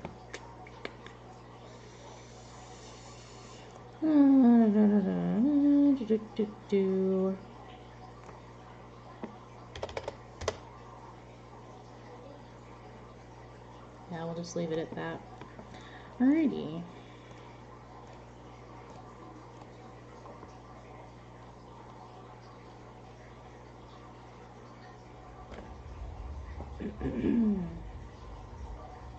Alright. The afternoon was waning. What is up with my sentence structure? Holy moly.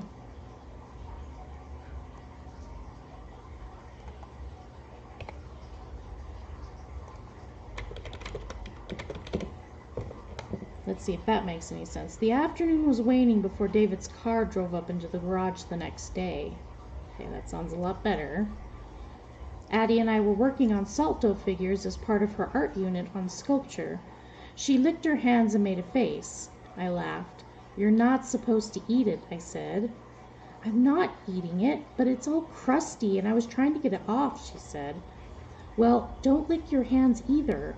All that salt will give you a tummy ache. If you don't like the feeling, just wash your hands in the sink. I want different squishy stuff, she said as she washed her hands. The door to the garage opened and David walked through, bulky brace free. Wow, that's hard to say. Bulky brace free. There's probably, it needs to be hyphenated, I bet.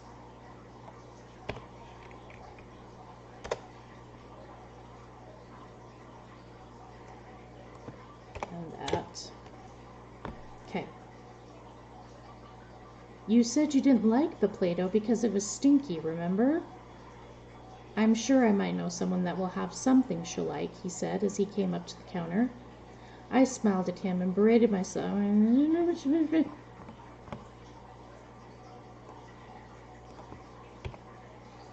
Enough with the blushing. Alright, because we all know she's blushing. I mean, she's got a crush on the guy, and it's kind of hard not to blush when the dude that you're interested in is, like, standing right there. Anyway. Alright. That would be great, I said. Do you have time to show me that path now, he said. Yes, I said, looking down. Oh, come on, Whitney, what the hell?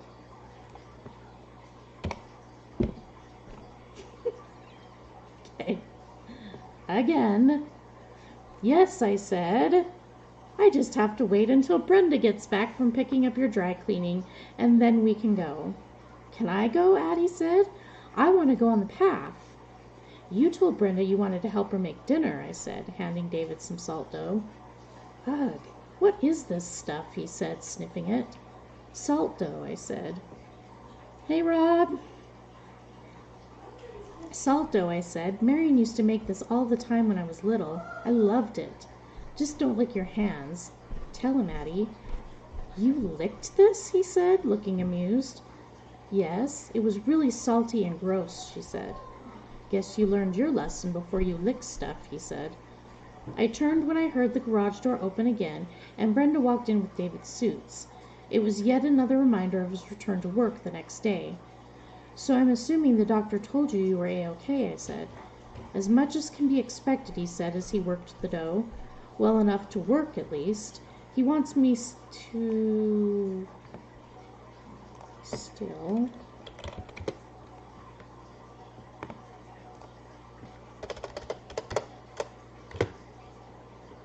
That's fine, dude. You know I'm all good about lurkers. Let's see. Alright, so well enough to work at least. He still wants me to keep off of it as much as possible and do physical therapy. That's all things I can do at my offices.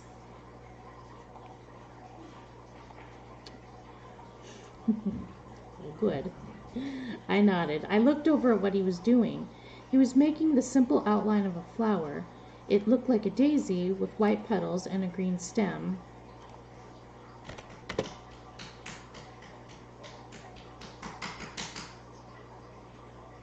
With white petals and a green stem and leaves.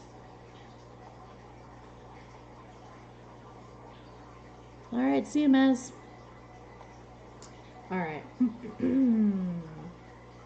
Addie looked over and clapped her hands for David's creation. He looked over at me with a small smile. Brenda approached the counter as well and said, So, Addie, you still want to help me with dinner? Alright, thank you. I'll be here next week. Will you go? Yes, I will. Well, will you go? All right, let's see.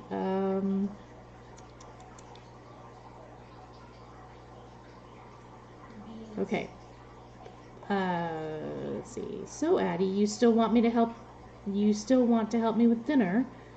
Yes, David and I both said together. Brenda looked at the both of us and smiled a little. Brenda, see, we're going for a walk, I said, washing my hands in the sink. We shouldn't be gone too long. Brenda nodded, but I could see that she attempted to hide the smile on her face. I need to change that. It is going okay.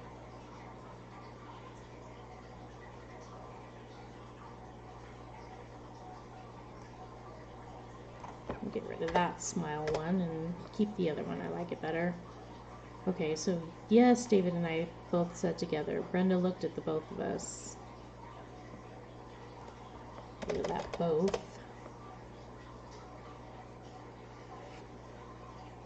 We're going for a walk, I said, washing my hands in the sink. We shouldn't be gone too long. Brenda nodded, but I could see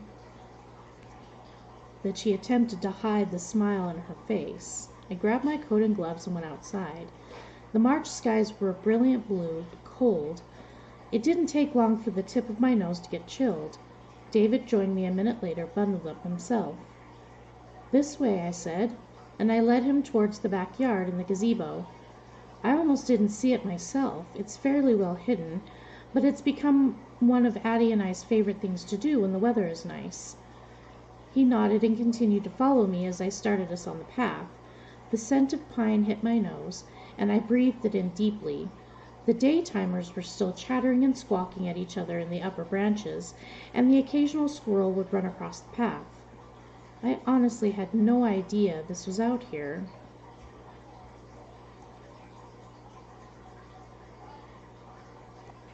Get rid of that. David said as he looked around. I smiled. The path was wide enough for us to continue forward side by side. It was the way I preferred to be near someone. People were inclined to let me roll ahead of them, but then I'd get a crick in my neck, turning my head trying to talk to them. David walked in stride next to me.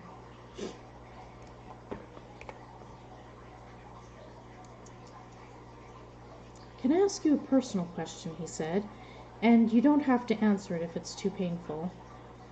Okay, I said, looking up at him. Can you tell me about your parents, he said, your biological parents?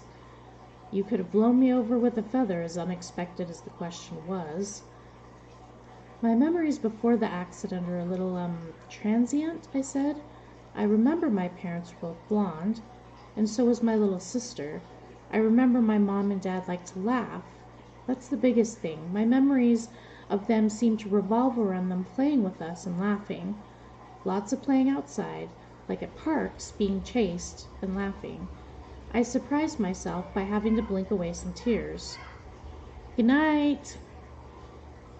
You miss them, he said. Yes, I said, but it's hard to explain. I miss what I remember about them. I was only 11 when they died. They're more of an abstract idea of parents and sister than people I remember well. Does that make sense? He nodded. Dan and Marion are more tangible as my parents for me, I said. I think of them as my parents, even though I understand that once upon a time there was a couple named Christopher and Michelle Caldwell that held that title for me. We walked in silence for a while. It was a comfortable silence, though a million things were racing through my head. I wanted to ask David if he would miss me when he went back to work, but it was a loaded question that maybe it was best I didn't know the answer to. We were alone, truly alone, and it would be the perfect time to tell him what I had been thinking of since the last time we talked. I wanted to tell him that the house would feel different without him around, that I loved our talks in the evenings, that no matter how hard I tried not to, I was really falling for him, and it drove me out of my mind not to have proof positive that he felt the same. A gust of wind blew my hair into my face. Before I could reach up to get it under control, David tucked some of my errant hair back behind my shoulder. I looked up at him, hardly daring to breathe. He looked at my face, my hair, my lips, and for a moment everything stood still. He tucked the hair over my ear on the other side and slid his finger down my face and lifted my chin so I had no choice but to stare into his intense eyes. My heart fluttered as he focused on my mouth. "My friend," he said, putting his thumb on my chin. "I haven't had many of those. Will you stay my friend even while I'm gone back to work? Or will you move along to more contemporary friends and lovers, and I'll just be another paycheck to you?" I wanted to say something to defend myself, but his thumb ran along the edge of my mouth, and he had me transfixed. My breath came in large white puffs as he touched me. He leaned in, his mouth hovering above mine only by millimeters. Then just like that, he let my chin go, and the world came into focus once again.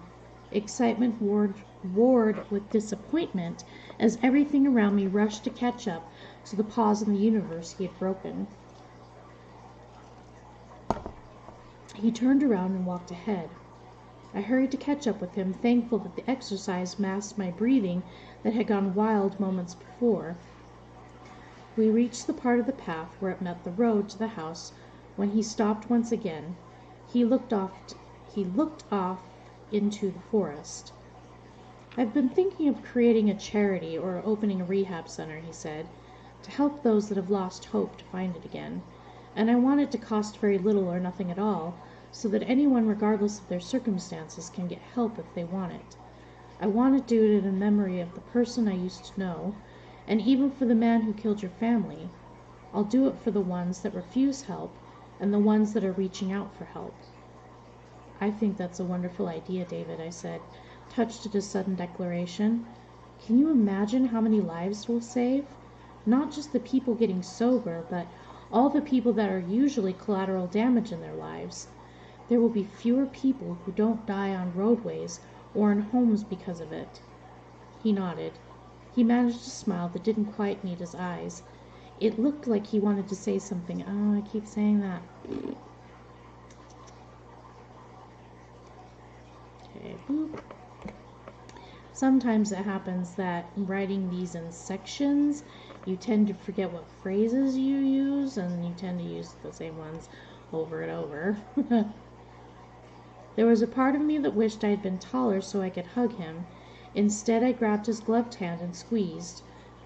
"Let's go see what Brenda and Addie have come up with this evening," he said, letting go of my hand and walking away towards the house. Alright.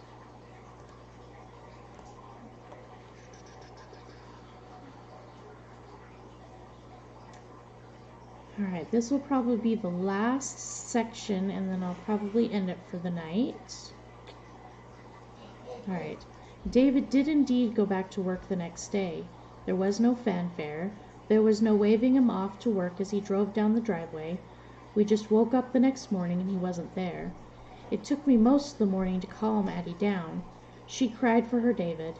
She by turns wanted to call him on my cell phone, or she wanted me to drive her to his office and scold him for leaving. I allowed her one call to David, but he seemed irritated that she refused to take "it's not time for me to come home yet" for an answer. I did the best I could to keep her distracted the rest of the day, but by the end I wasn't in a mood to deal with it anymore, so I put Addie to bed with her tablet, and I went to my room. I was browsing the internet when I saw an email message drop into my inbox. It was from an audiobook subscription company telling me I had a gift subscription waiting for me. I almost deleted it because at first I thought it was some sort of phishing scam. But then I saw the note on the email that said, "For in the evenings in front of the fire." My heart just about jumped out of my chest. David had sent it. I bit my lips so that tears wouldn't start to spring up. I missed him, and knowing that we'd see him rarely around the house made that even harder. I missed our talks in the evenings, and the audiobooks were a pale comparison to his conversation. It was also hard knowing that if there had been something starting between us, his work and his other acquaintances would be enough of a distraction to make him forget a frivolous fancy begun out of boredom. I put my feelings where they rightly belonged, locked away in my heart along with all the other disappointments in my life.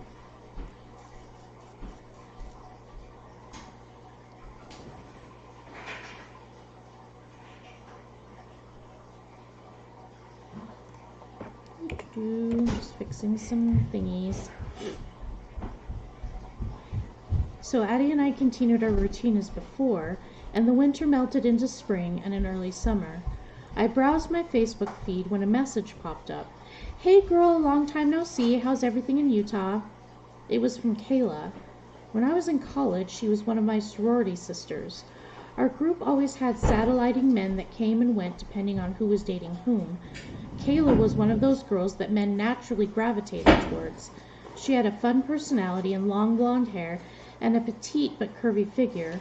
We had fun as a group, but I found as we headed towards graduation that she was better in small doses. I didn't dislike her, but inevitably whenever she was around and a guy was around, I was invisible. "Hi, good working my first job as a private governess to an ASD girl near Park City." "How crazy is that? I was just going to tell you I will be in Utah for about a month with my family and we're staying in Park City. We should totally get together." "That would be fun. I'm sure my employer wouldn't mind me inviting you over." We went over the details, and the next morning I sent a text to David asking if I could bring Kayla up to the house to visit.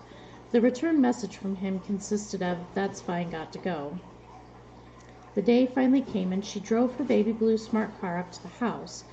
She hugged me fiercely, and then when she met Addie, she hugged her too. Addie apparently didn't appreciate the proximity to Kayla because she shouted as she ran away, "She smells like a flower shop." We laughed, but it was true. It was a lovely perfume, but there was a lot of it. "So, this is where you work, huh?" she said, looking around. "It's gorgeous." "I like it," I said. I had to pick my jaw off George's floor when I first saw it, and George is the name of her car. "Can you show it to me?" Kayla said eagerly. "Sure, Addie, let's show Kayla all the rooms." That was definitely up Addie's alley, so she gleefully ran to each door before we could get there and open it for us. "How many cars can fit in this garage?" Kayla said as we peeked in. I don't know," I said. "We've only ever parked George, my house car, Brenda's car, and David's car in there. Probably another car or two could fit in there." "Tell me about this David guy," Kayla said as we headed up the elevator. "He and his wife must be loaded." "Oh, Brenda's not his wife," I said. "She's the housekeeper and cook." "Seriously? He's still single and owns all this?" she said, looking around as we went from... What the heck? Just get rid of this.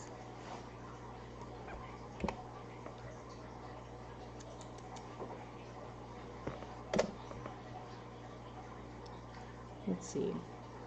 She said, looking around as we went from the kitchen to the elevator, "Is he tall and drop-dead gorgeous to go along with his fat wallet?" I don't think people would call him drop-dead gorgeous, but he has a nice face," I said, blushing. "I think he may even be shorter than you if I think about it." Let's do this.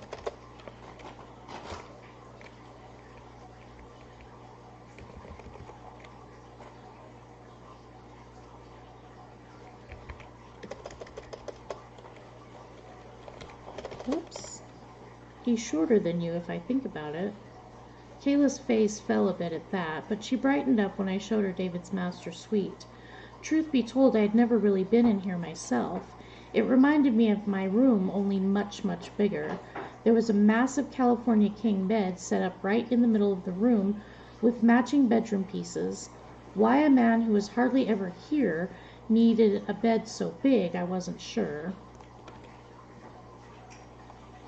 Kayla made the appropriate approving noises when Addie showed her her room, and finally Addie decided she was ready to warm up to Kayla.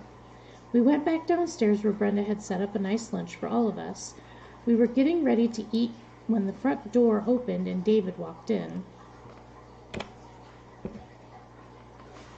"I swear I will fire that lawn crew if I come back here again and they've mowed in crooked lines," he bellowed.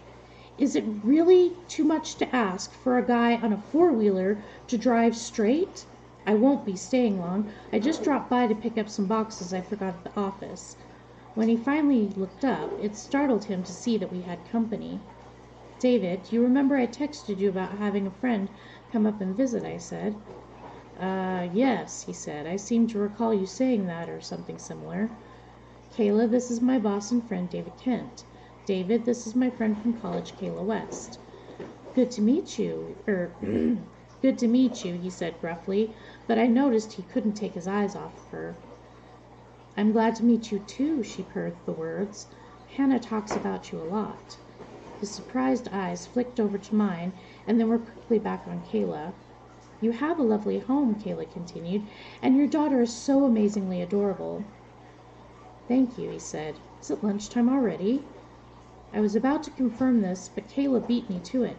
Oh, you must come and join us. Your housekeeper set out enough food for 10 people. David nodded and sat down on the bar stool closest to where I sat at the counter. But right on cue, as I knew she would, Kayla picked up her plate and sat down in the seat next to David. My jaw flexed as she commandeered the conversation. It was happening again. I was once again invisible now that she was here, and knowing her, she'd have David wrapped around her little finger in no time. I couldn't let that happen. I respected David too much to allow him not to see Kayla for what she truly was to men, a divorce settlement waiting to happen. What made me think she might have changed? I sighed. I'd have to wait until later tonight, if he planned on staying, to try to talk to him about her. I gave up trying to engage either of them in the conversation. David had to turn his head away from me to talk to Kayla. There was no point in my sitting there. I went to the sitting area and made Addie pick up all the toys she had brought down to show Kayla. Every once in a while I'd hear Kayla's pealing laughter coming from the kitchen, and it was a stab through my heart each time. Kayla, holding David's arm, came up to Addie and I with a big smile on her face. So, David has agreed to show us around Park City, Kayla said. And then I was thinking we could go to one of the restaurants on Main Street and look around at all the art galleries afterward. I lowered my eyes. That sounds nice, but Addie gets stressed in large crowds, and getting around Park City is hard for me, especially Main Street. The grade is so steep. I wouldn't want to get in the way of you having a nice time. Oh, no, I didn't even think of that. That wheelchair can be such a pain sometimes, can't it? We must think of doing something else in a couple of days that you are capable of doing. What do you say to that? The question was directed at me, but her eyes were only for David. I looked at him. If you want to go, David, you should. Difficult terrain is something I'm used to avoiding. All he did was nod. He seemed to be waiting for something from me, but I didn't know what. Well, I better get going. David, could you walk me out to my car? She said. She threw a look behind her at me. We'll find something for all of us to do in a few days. Don't worry. Kayla and David walked out of the house and shut the door. I hurried to the window where I watched Kayla and David talking next to her car. She leaned towards David, and for a horrified minute I thought she would kiss him. But all she did was whisper something in his ear, which had his cheeks blazing. I watched her quickly get into the car. Let's see. Get rid of that. As she drove away, David quickly turned to see if I had been watching. The door partially hid me, so I doubted he could see me. Then he got in his car and drove away.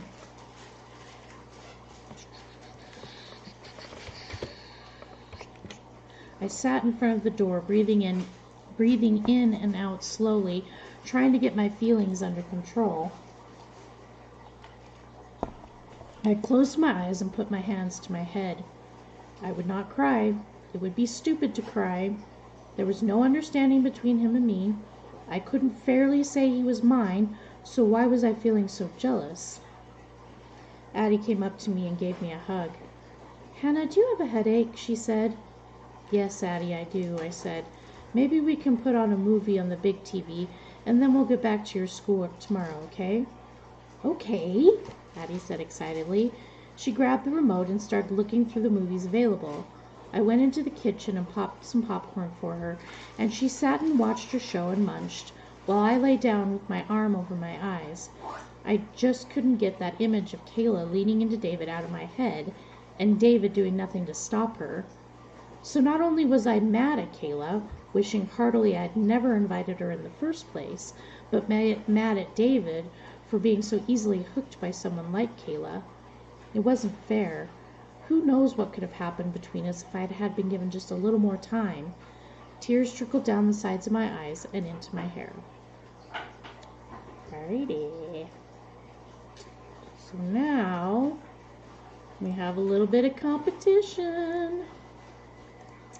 And Kayla's not necessarily based on any one particular person I know, but we have all, as women, we have all known a girl like that. She's doesn't necessarily have to be predatory, but she's one of those that views other women as competition. So it doesn't even, and that's the other thing, that one of the things with Kayla is that it doesn't matter who it is. He could be like the dorkiest guy on the planet, and as long as he was giving her attention, she was fine with him, maybe even ignore him. But the minute he would give anybody else attention, then she was all over him, you know, like white on rice. So yeah, Kayla was a little fun to write. I think I got her right only because I was annoyed writing her. I was just like, you don't have to be competition. Seriously, you don't have to compete with each other for men. There's plenty to go around. But that's the way some girls are.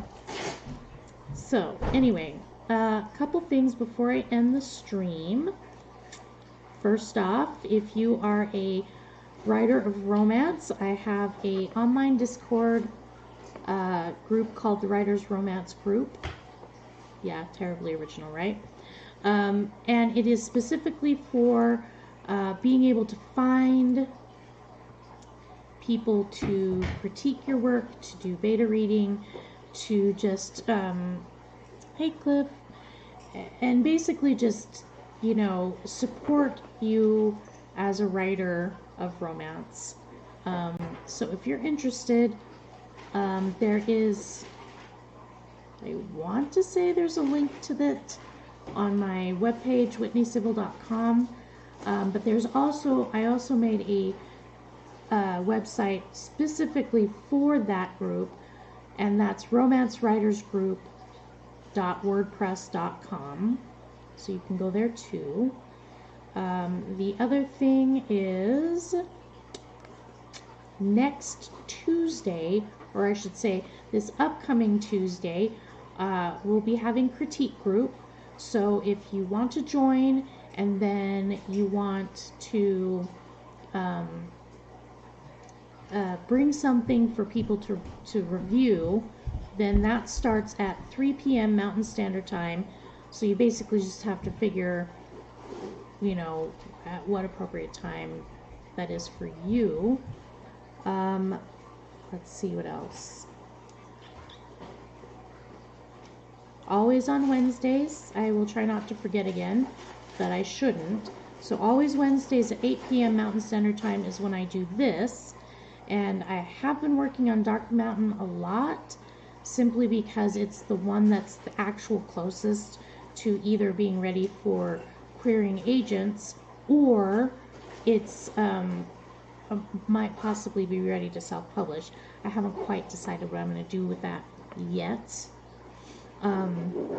So that's why I've been working it so hard.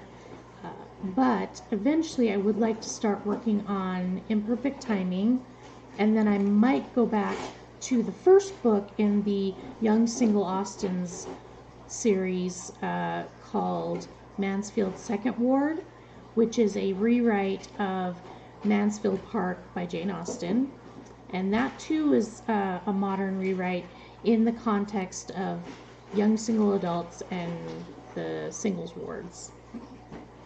I mean, it's such an area ripe for storytelling, because if you spend any time at all at, you know, the LDS church and we're in a singles ward, you'll know that it's just its own animal amongst wards. And not always a good animal.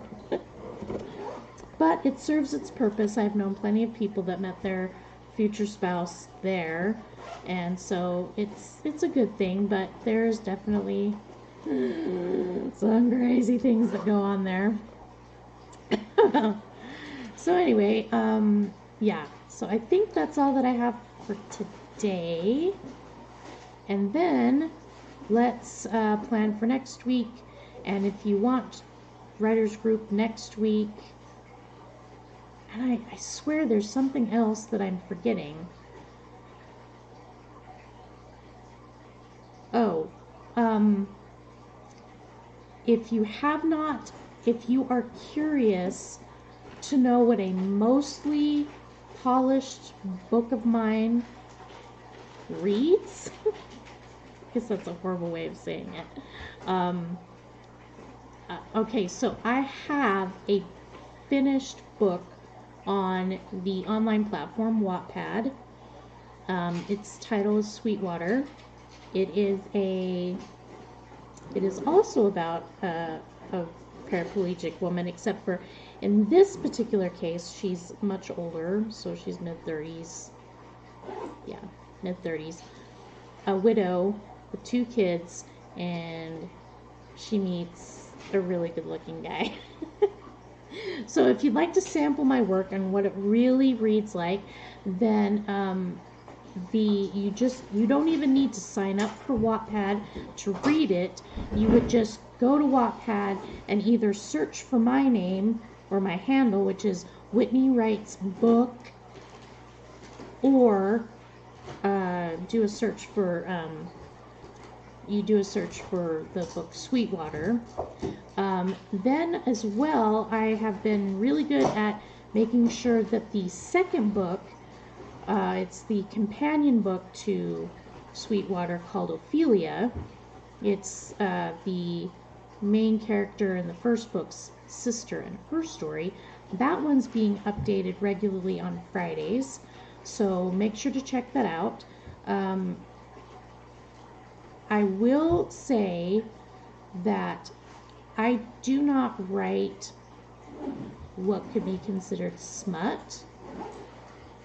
I'm very much a fade to black kind of writer, so if there is sexual situations in the books, which there will be sometimes, that it will always skip that whole thing. I don't write that stuff. However, I do write about kissing and things, and the way kissing, and the way kissing feels, and you know, all that stuff. So if that heebie-jeebies you out, you may not want to read it. But Sweetwater is been receiving a lot of really positive feedback. So if you're curious, go to Sweetwater or go to Wattpad, wattpad.com, and then search for Sweetwater.